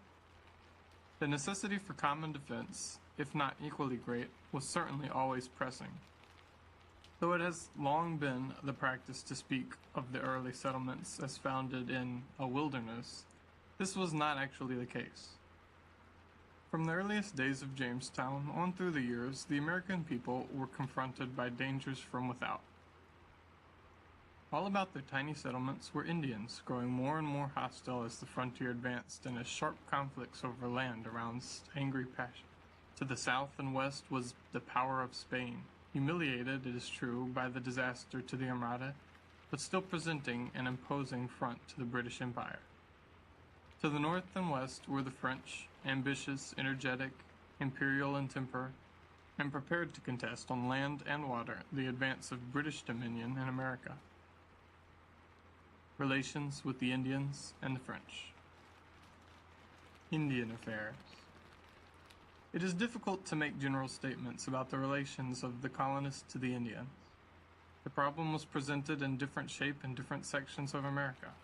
It was not handled according to any coherent or uniform plan by the British government, which alone could speak for all the provinces at the same time.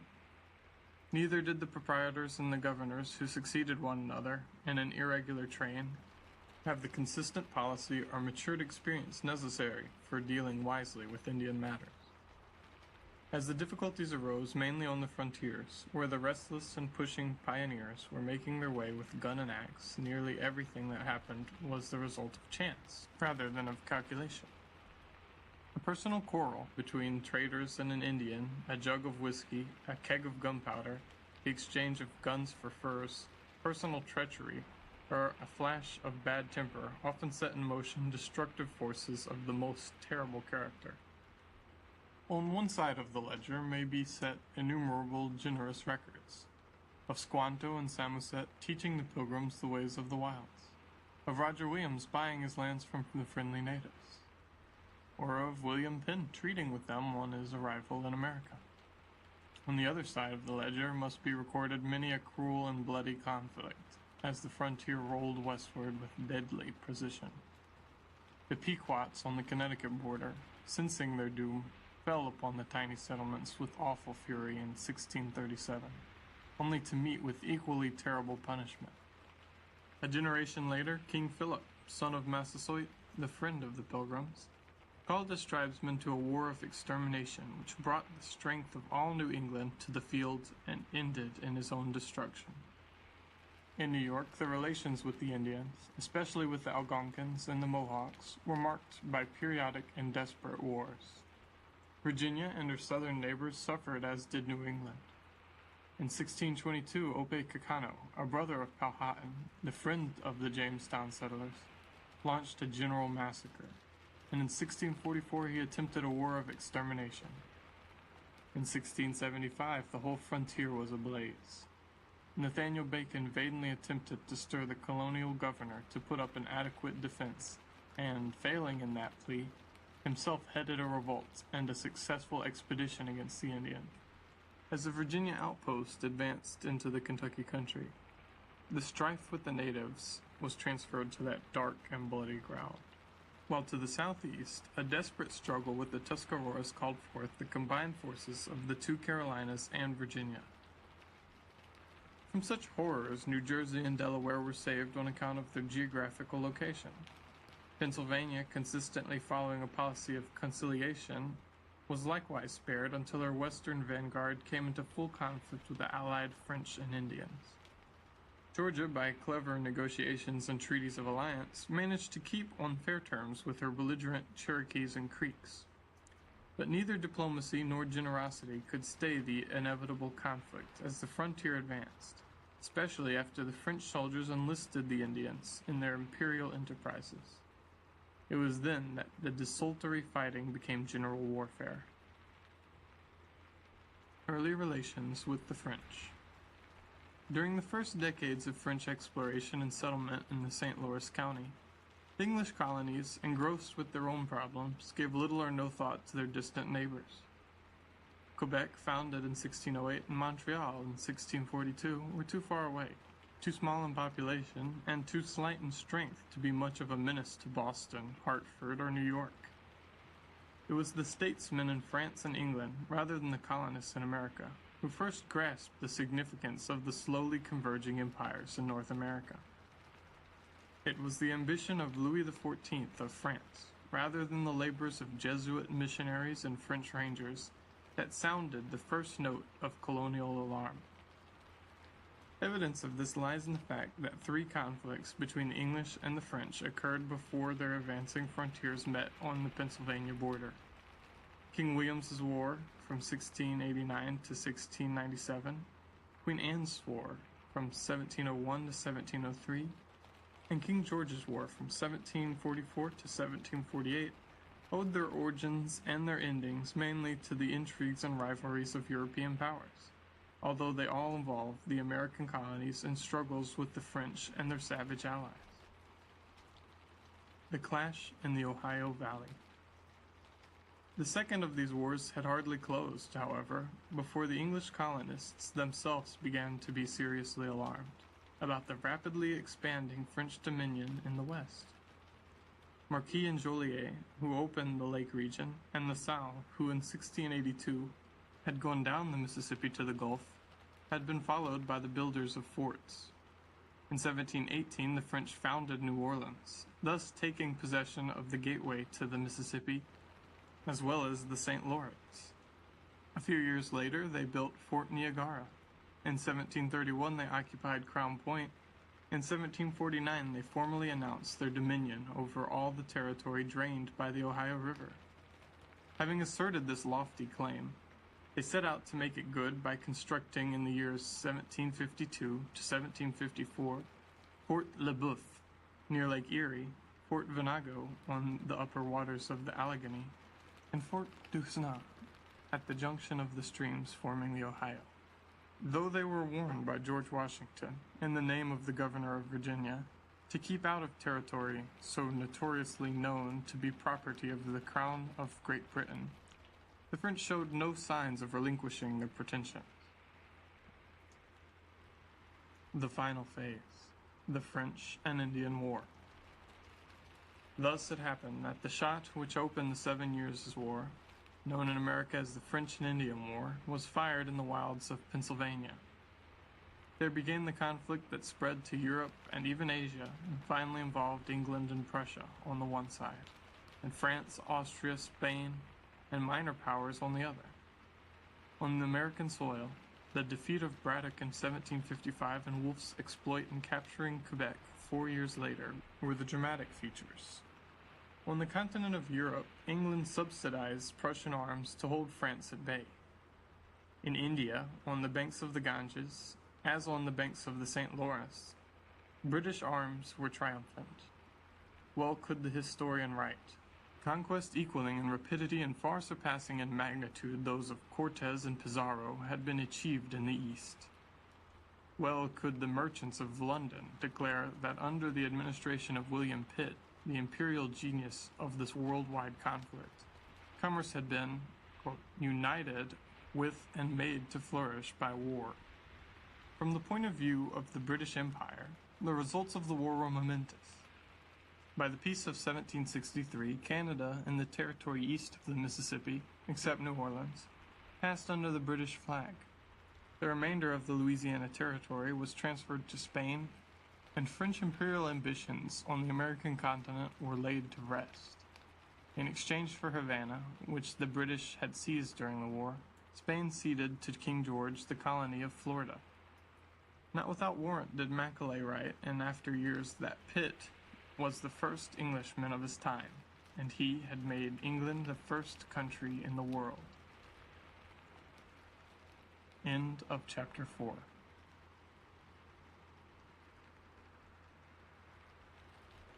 The effects of warfare on the colonies. The various wars with the French and the Indians, trivial in detail as they seem today, had a profound influence on colonial life and on the destiny of America. Circumstances beyond the control of popular assemblies, jealous of their individual powers, compelled cooperation among them, grudging and stingy no doubt, but still cooperation. The American people, more eager to be busy in their fields or at their trades, were simply forced to raise and support armies, to learn the arts of warfare, and to practice, if in a small theater, the science of statecraft. These forces, all cumulative, drove the colonists, so tenaciously provincial in their habits, in the direction of nationalism. The New England Confederation. It was in their efforts to deal with the problems presented by the Indian and French menace that the Americans took the first steps toward union. Though there were many common ties among the settlers of New England, it required a deadly fear of the Indians to produce, in 1643, the New England Confederation, composed of Massachusetts, Plymouth, Connecticut, and New Haven. The colonies so united were bound together in a firm and perpetual league of friendship and amity for offense and defense, mutual service and succor, upon all just occasions. They made provision for distributing the burdens of wars among the members, and provided for a congress of commissioners from each colony to determine upon common policies. For some 20 years the Confederation was active, and it continued to hold meetings until after the extinction of the Indian peril on the immediate border. Virginia, no less than Massachusetts, was aware of the importance of intercolonial cooperation. In the middle of the 17th century, the Old Dominion began treaties of commerce and amity with New York and the colonies of New England. In 1684, delegates from Virginia met at Albany with the agents of New York and Massachusetts to discuss problems of mutual defense. A few years later, the Old Dominion cooperated loyally with the Carolinas in defending their borders against Indian forays. The Albany Plan of Union. An attempt at a general colonial union was made in 1754. On the suggestion of the Lords of Trade in England, a conference was held at Albany to consider Indian relations, to devise measures of defense against the French, and to enter into Articles of Union and Confederation for the general defense of His Majesty's subjects and interests in North America, as well in time of peace as of war. New Hampshire, Massachusetts, Connecticut, Rhode Island, New York, Pennsylvania, and Maryland were represented. After a long discussion, a plan of union, drafted mainly, it seems, by Benjamin Franklin, was adopted and sent to the colonies and the Crown for approval. The colonies, jealous of their individual rights, refused to accept the scheme, and the king disapproved it for the reason, Franklin said, that it had too much weight in the democratic part of the Constitution. Though the Albany Union failed, the document is still worthy of study because it forecast many of the perplexing problems that were not solved until 33 years afterward, when another convention, of which also Franklin was a member, drafted the Constitution of the United States. The military education of the colonists. The same wars that showed the provincials the meaning of union likewise instructed them in the art of defending their institutions. Particularly was this true of the last French and Indian conflict, which stretched all the way from Maine to the Carolinas and made heavy calls upon them all for troops. The answer, it is admitted, was far from satisfactory to the British government, and the conduct of the militiamen was far from professional. But thousands of Americans got a taste, a strong taste, of actual fighting in the field. Men like George Washington and Daniel Morgan learned lessons that were not forgotten in after years. They saw what American militiamen could do under favorable circumstances, and they watched British regulars operating on American soil. This whole transaction, shrewdly remarked Franklin of Braddock's campaign, gave us Americans the first suspicion that our exalted ideas of the prowess of British regular troops had not been well founded. It was no mere accident that the Virginia colonel who drew his sword under the elm at Cambridge and took command of the army of the Revolution was the brave officer who had spurned the whistle of bullets at the memorable battle in western Pennsylvania. Financial burdens and commercial disorder. While the provincials were learning lessons in warfare, they were also paying the bills. All the conflicts were costly in treasure as in blood. King Philip's War left New England weak and almost bankrupt. The French and Indian struggle was especially expensive. The 25,000 men put in the field by the colonies were sustained only by huge outlays of money. Paper currency streamed from the press, and debts were accumulated. Commerce was driven from its usual channels, and prices were enhanced.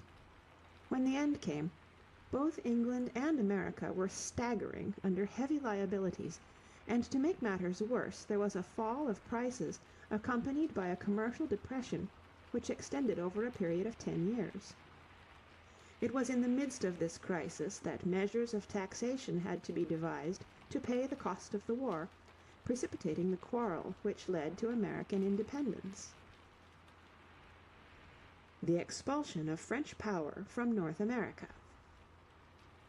The effects of the defeat administered to France, as time proved, were difficult to estimate. Some British statesmen regarded it as a happy circumstance that the colonists, already restive under their administration, had no foreign power at hand to aid them in case they were struck for independence. American leaders, on the other hand, now that the soldiers of King Louis were driven from the continent, thought that they had no other country to fear if they cast off British sovereignty.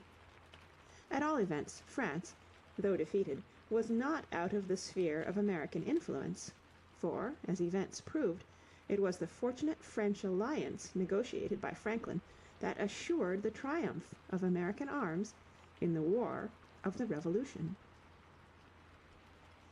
End of Chapter 11. Read by Kara Schallenberg, www.kray.org, on May 3rd, 2007, in Oceanside, California.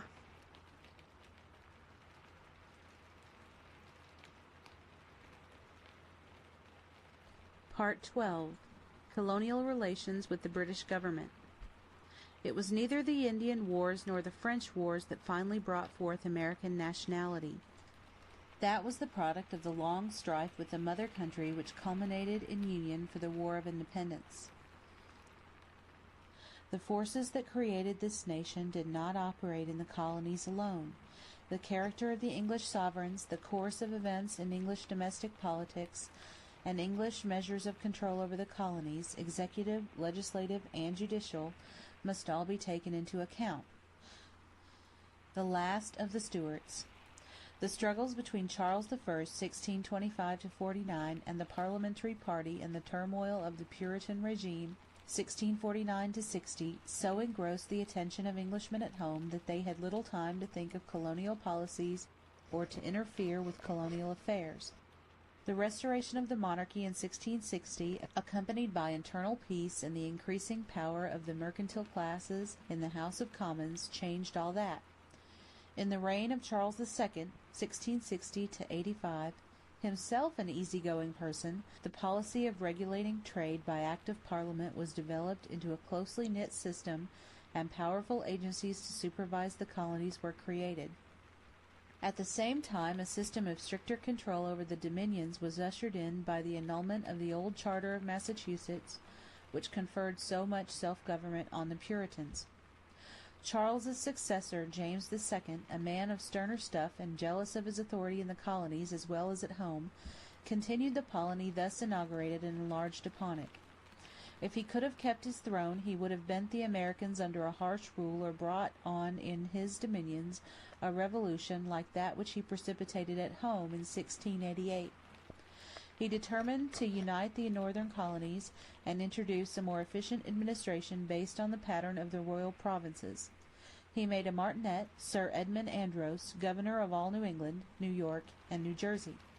The Charter of Massachusetts, annulled in the last days of his brother's reign, he continued to ignore, and that of Connecticut would have been seized if it had not been spirited away and hidden, according to tradition, in a hollow oak. For several months, Andros gave the northern colonies a taste of ill-tempered despotism. He wrung quit-rents from landowners not accustomed to feudal dues. He abrogated titles to land where, in his opinion, they were unlawful.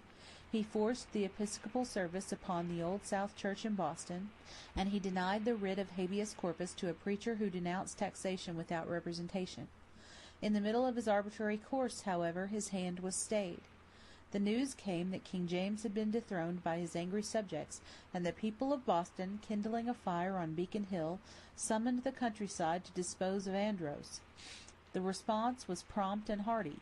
The hated governor was arrested, imprisoned, and sent back across the sea under guard. The overthrow of James, followed by the accession of William and Mary, and assured by parliamentary supremacy, had an immediate effect in the colonies. The new order was greeted with thanksgiving. Massachusetts was given another charter which, though not so liberal as the first, restored the spirit, if not the entire letter, of self-government. In the other colonies where Andros had been operating, the old course of affairs was resumed. The indifference of the two Georges. On the death in 1714 of Queen Anne, the successor of King William, the throne passed to a Hanoverian prince who, though grateful for English honours and revenues, was more interested in Hanover than in England. George I and George II, whose combined reigns extended from 1714 to 1760, never even learned to speak the English language, at least without an accent. The necessity of taking thought about colonial affairs bored both of them so that the stoutest defender of popular privileges in Boston or Charleston had no ground to complain of the exercise of personal prerogatives by the king. Moreover, during a large part of this period, the direction of affairs was in the hands of an astute leader, Sir Robert Walpole, who betrayed his somewhat cynical view of politics by adopting as his motto, "Let sleeping dogs lie." He revealed his appreciation of popular sentiment by exclaiming, "I will not be the minister to enforce taxes at the expense of blood." Such kings and such ministers were not likely to arouse the slumbering resistance of the 13 colonies across the sea. Control of the Crown over the colonies. While no English ruler from James II to George III ventured to interfere with colonial matters personally, constant control over the colonies was exercised by royal officers acting under the authority of the Crown. Systematic supervision began in 1660, when there was created by royal order a committee of the King's Council to meet on Mondays and Thursdays of each week to consider petitions, memorials, and addresses respecting the plantations. In 1696 a regular board was established, known as the Lords of Trade and Plantations, which continued until the American Revolution to scrutinize closely colonial business. The chief duties of the board were to examine acts of colonial legislatures, to recommend measures to those assemblies for adoption, and to hear memorials and petitions from the colonies relative to their affairs. The methods employed by this board were varied.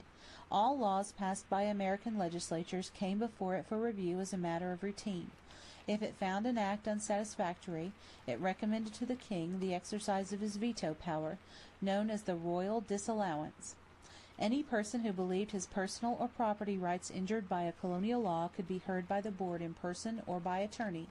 In such cases it was the practice to hear at the same time the agent of the colony so involved. The royal veto power over colonial legislation was not, therefore, a formal affair, but was constantly employed on the suggestion of a highly efficient agency of the Crown. All this was in addition to the powers exercised by the governors in the royal provinces. Judicial control. Supplementing this administrative control over the colonies was a constant supervision by the English courts of law. The king, by virtue of his inherent authority, claimed and exercised high appellate powers over all judicial tribunals in the empire. The right of appeal from local courts, expressly set forth in some chapters, was, on the eve of the Revolution, maintained in every colony.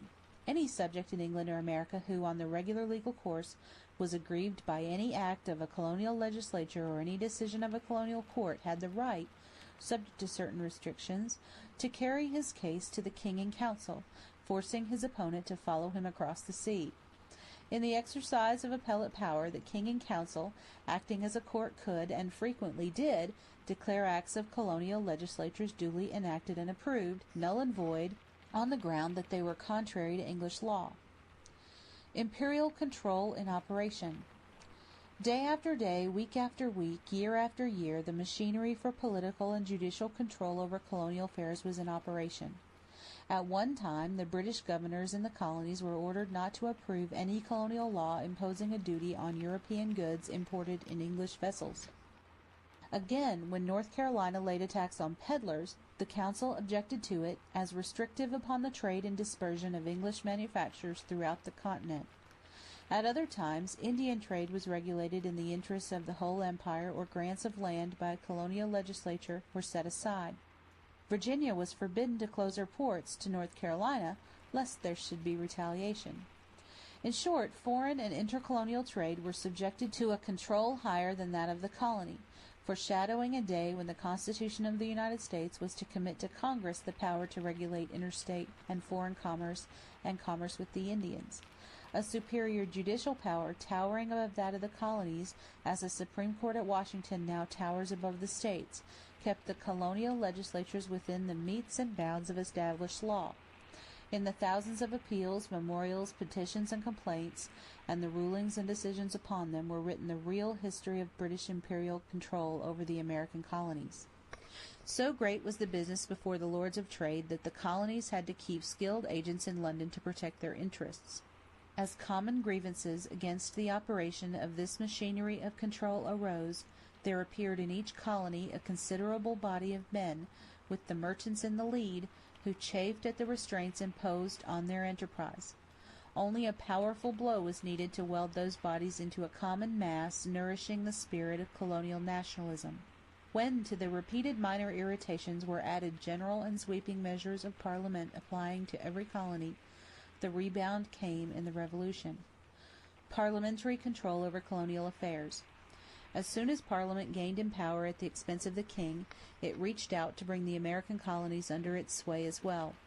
Between the execution of Charles I and the accession of George III, there was enacted an immense body of legislation regulating the shipping, trade, and manufactures of America. All of it, based on the mercantile theory then prevalent in all countries of Europe, was designed to control the overseas plantations in such a way as to foster the commercial and business interests of the mother country, where merchants and men of finance had got the upper hand.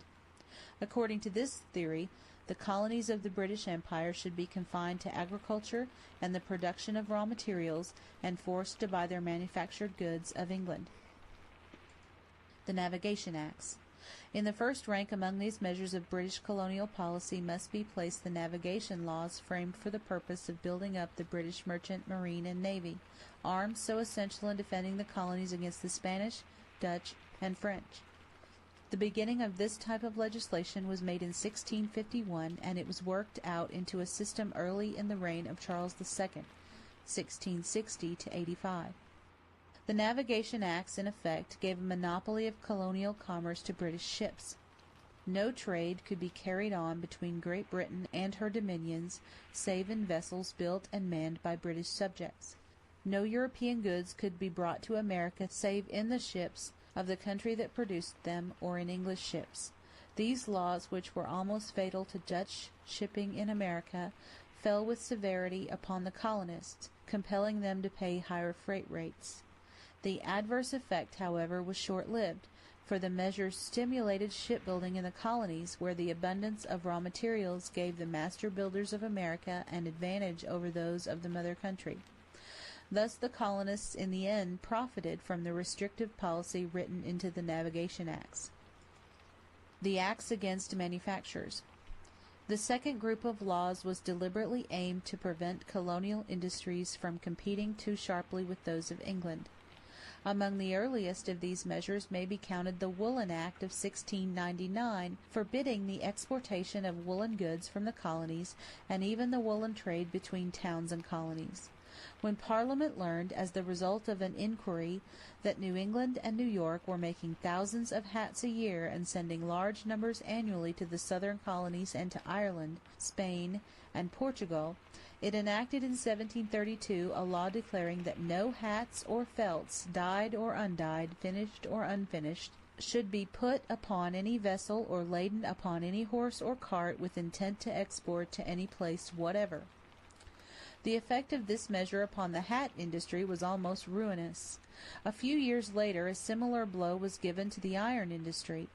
By an act of 1750, pig and bar iron from the colonies were given free entry to England to encourage the production of the raw material, but at the same time the law provided that no mill or other engine for slitting or rolling of iron, no plating forge to work with a tilt hammer, and no furnace for making steel should be built in the colonies. As for those already built, they were declared public nuisances and ordered closed. Thus three important economic interests of the colonies, the woolen, hat, and iron industries, were laid under the ban. The trade laws. The third group of restrictive measures passed by the British Parliament related to the sale of colonial produce. An Act of 1663 required the colonies to export certain articles to Great Britain or to her dominions alone, while sugar, tobacco, and ginger consigned from the continent of Europe had to pass through a British port paying custom duties and through a British merchant's hands paying the usual commission. At first, tobacco was the only one of the enumerated articles which seriously concerned the American colonies, the rest coming mainly from the British West Indies. In the course of time, however, other commodities were added to the list of enumerated articles, until by 1764 it embraced rice, naval stores, copper, furs, hides, iron, lumber, and pearl ashes. This was not all. The colonies were compelled to bring their European purchases back through English ports, paying duties to the government and commissions to merchants again. The Molasses Act. Not content with laws enacted in the interest of English merchants and manufacturers, Parliament sought to protect the British West Indies against competition from their French and Dutch neighbors. New England merchants had long carried on a lucrative trade with the French islands in the West Indies and Dutch Guiana, where sugar and molasses could be obtained in large quantities at low prices. Acting on the protests of English planters in the Barbados and Jamaica, Parliament in 1733 passed the famous Molasses Act, imposing duties on sugar and molasses imported into the colonies from foreign countries, rates which would have destroyed the American trade with the French and Dutch if the law had been enforced. The duties, however, were not collected. The molasses and sugar trade with the foreigners went on merrily, smuggling taking the place of lawful trade. Effects of the laws in America. As compared with the strict monopoly of her colonial trade which Spain consistently sought to maintain, the policy of England was both moderate and liberal. Furthermore, the restrictive laws were supplemented by many measures intended to be favorable to colonial prosperity.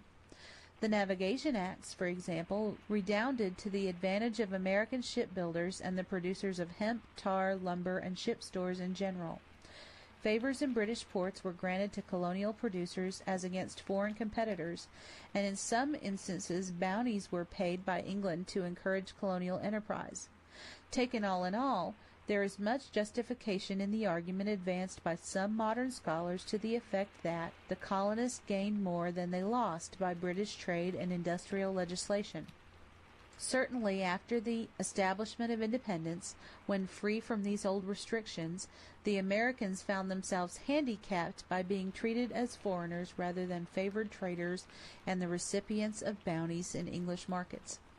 Be that as it may, it appears that the colonists felt little irritation against the mother country on account of the trade and navigation laws enacted previous to the close of the French and Indian War. Relatively few were engaged in the hat and iron industries as compared with those in farming and planting, so that England's policy of restricting America to agriculture did not conflict with the interests of the majority of the inhabitants. The woolen industry was largely in the hands of women and carried on in connection with their domestic duties, so that it was not the sole support of any considerable number of people. As a matter of fact, moreover, the restrictive laws, especially those relating to trade, were not rigidly enforced. Cargoes of tobacco were boldly sent to continental ports without even so much as a bow to the English government, to which duties should have been paid. Sugar and molasses from the French and Dutch colonies were shipped into New England in spite of the law. Royal officers sometimes protested against smuggling and sometimes connived at it, but at no time did they succeed in stopping it. Taken all in all, very little was heard of the galling restraints of trade until after the French War, when the British government subtly entered upon a new course. End of section 12.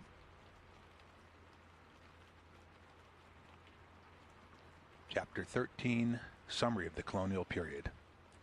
Read by M.L. Cohen, Cleveland, Ohio, May 2007. In the period between the landing of the English at Jamestown, Virginia in 1607 and the close of the French and Indian War in 1763, a period of a century and a half, a new nation was being prepared on this continent to take its place among the powers of the earth. It was an epoch of migration. Western Europe contributed emigrants of many races and nationalities. The English led the way. Next to them in numerical importance were the Scotch-Irish and the Germans.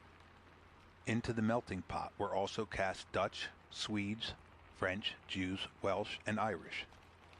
Thousands of Negroes were brought from Africa to till southern fields or labor as domestic servants in the north. Why did they come? The reasons are various. Some of them, the Pilgrims and Puritans of New England, the French Huguenots, Scots, Irish, and the Catholics of Maryland, fled from intolerant governments that denied them the right to worship God according to the dictates of their consciences. Thousands came to escape the bondage of poverty in the Old World and to find free homes in America. Thousands, like the Negroes from Africa, were dragged here against their will. The lure of adventure appealed to the restless and the lure of profits to the enterprising merchants. How did they come? In some cases, religious brotherhoods banded together and borrowed or furnished the funds necessary to pay the way. In other cases, great trading companies were organized to found colonies. Again, it was the wealthy proprietor, like Lord Baltimore or William Penn, who undertook to plant settlements. Many immigrants were able to pay their own way across the sea. Others bound themselves out for a term of years in exchange for the cost of passage. Negroes were bought on account of the profits derived from their sale as slaves. Whatever the motive for their coming, however, they managed to get across the sea. The immigrants set to work with a will. They cut down forests, built houses, and laid out fields. They founded churches, schools, and colleges. They set up forges and workshops. They spun and wove. They fashioned ships and sailed the seas. They bartered and traded. Here and there on favorable harbors they established centers of commerce. Boston's, Providence, New York, Philadelphia, Baltimore, and Charleston. As soon as a firm foothold was secured on the shoreline, they pressed westward, until, by the close of the colonial period, they were already on the crest of the Alleghanies. Though they were widely scattered along 1,000 miles of seacoast, the colonists were united in spirit by many common ties. The major portion of them were Protestants. The language, the law, and the literature of England furnished the basis of national unity.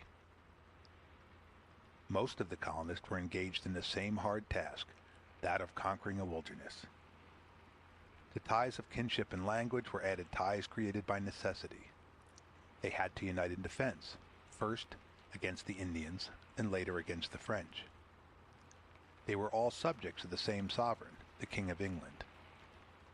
The English Parliament made laws for them, and the English government supervised their local affairs, their trade, and their manufactures. Common forces assailed them. Common grievances vexed them. Common hopes inspired them.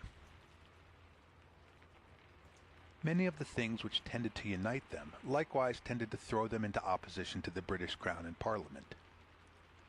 Most of them were freeholders, that is, farmers who owned their own land and tilled it with their own hands. A free soil nourished the spirit of freedom. The majority of them were dissenters, critics, not friends of the Church of England, that staunch defender of the British monarchy. Each colony in time developed its own legislature elected by the voters. It grew accustomed to making laws and laying taxes for itself. Here was a people learning self-reliance and self-government. The attempts to strengthen the Church of England in America and the transformation of colonies into royal provinces only fanned the spirit of independence, which they were designed to quench. Nevertheless, the Americans owed much of their prosperity to the assistance of the government that irritated them. It was the protection of the British Navy that prevented Holland, Spain, and France from wiping out their settlements. Though their manufacture and trade were controlled in the interests of the mother country, they also enjoyed great advantages in her markets. Free trade existed nowhere upon the earth, but the broad empire of Britain was open to American ships and merchandise.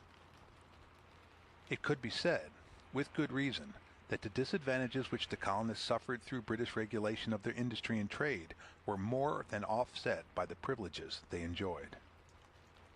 Still, that is somewhat beside the point, for mere economic advantage is not necessarily the determining factor in the fate of peoples. 1,000 circumstances has helped to develop on this continent a nation, to inspire it with a passion for independence, and to prepare it for a destiny greater than that of a prosperous dominion of the British Empire. The economists, who tried to prove by logic unassailable that America would be richer under the British flag, could not change the spirit of Patrick Henry, Samuel Adams, Benjamin Franklin, or George Washington. References: G.L. Beer, Origin of the British Colonial System and the Old Colonial System. A. Bradley, The Fight for Canada and North America. C.M. Andrews, Colonial Self-Government, parentheses, American Nation Series. H. Edgerton, Short History of British Colonial Policy. F. Parkman, France and England in North America, parentheses, 12 volumes.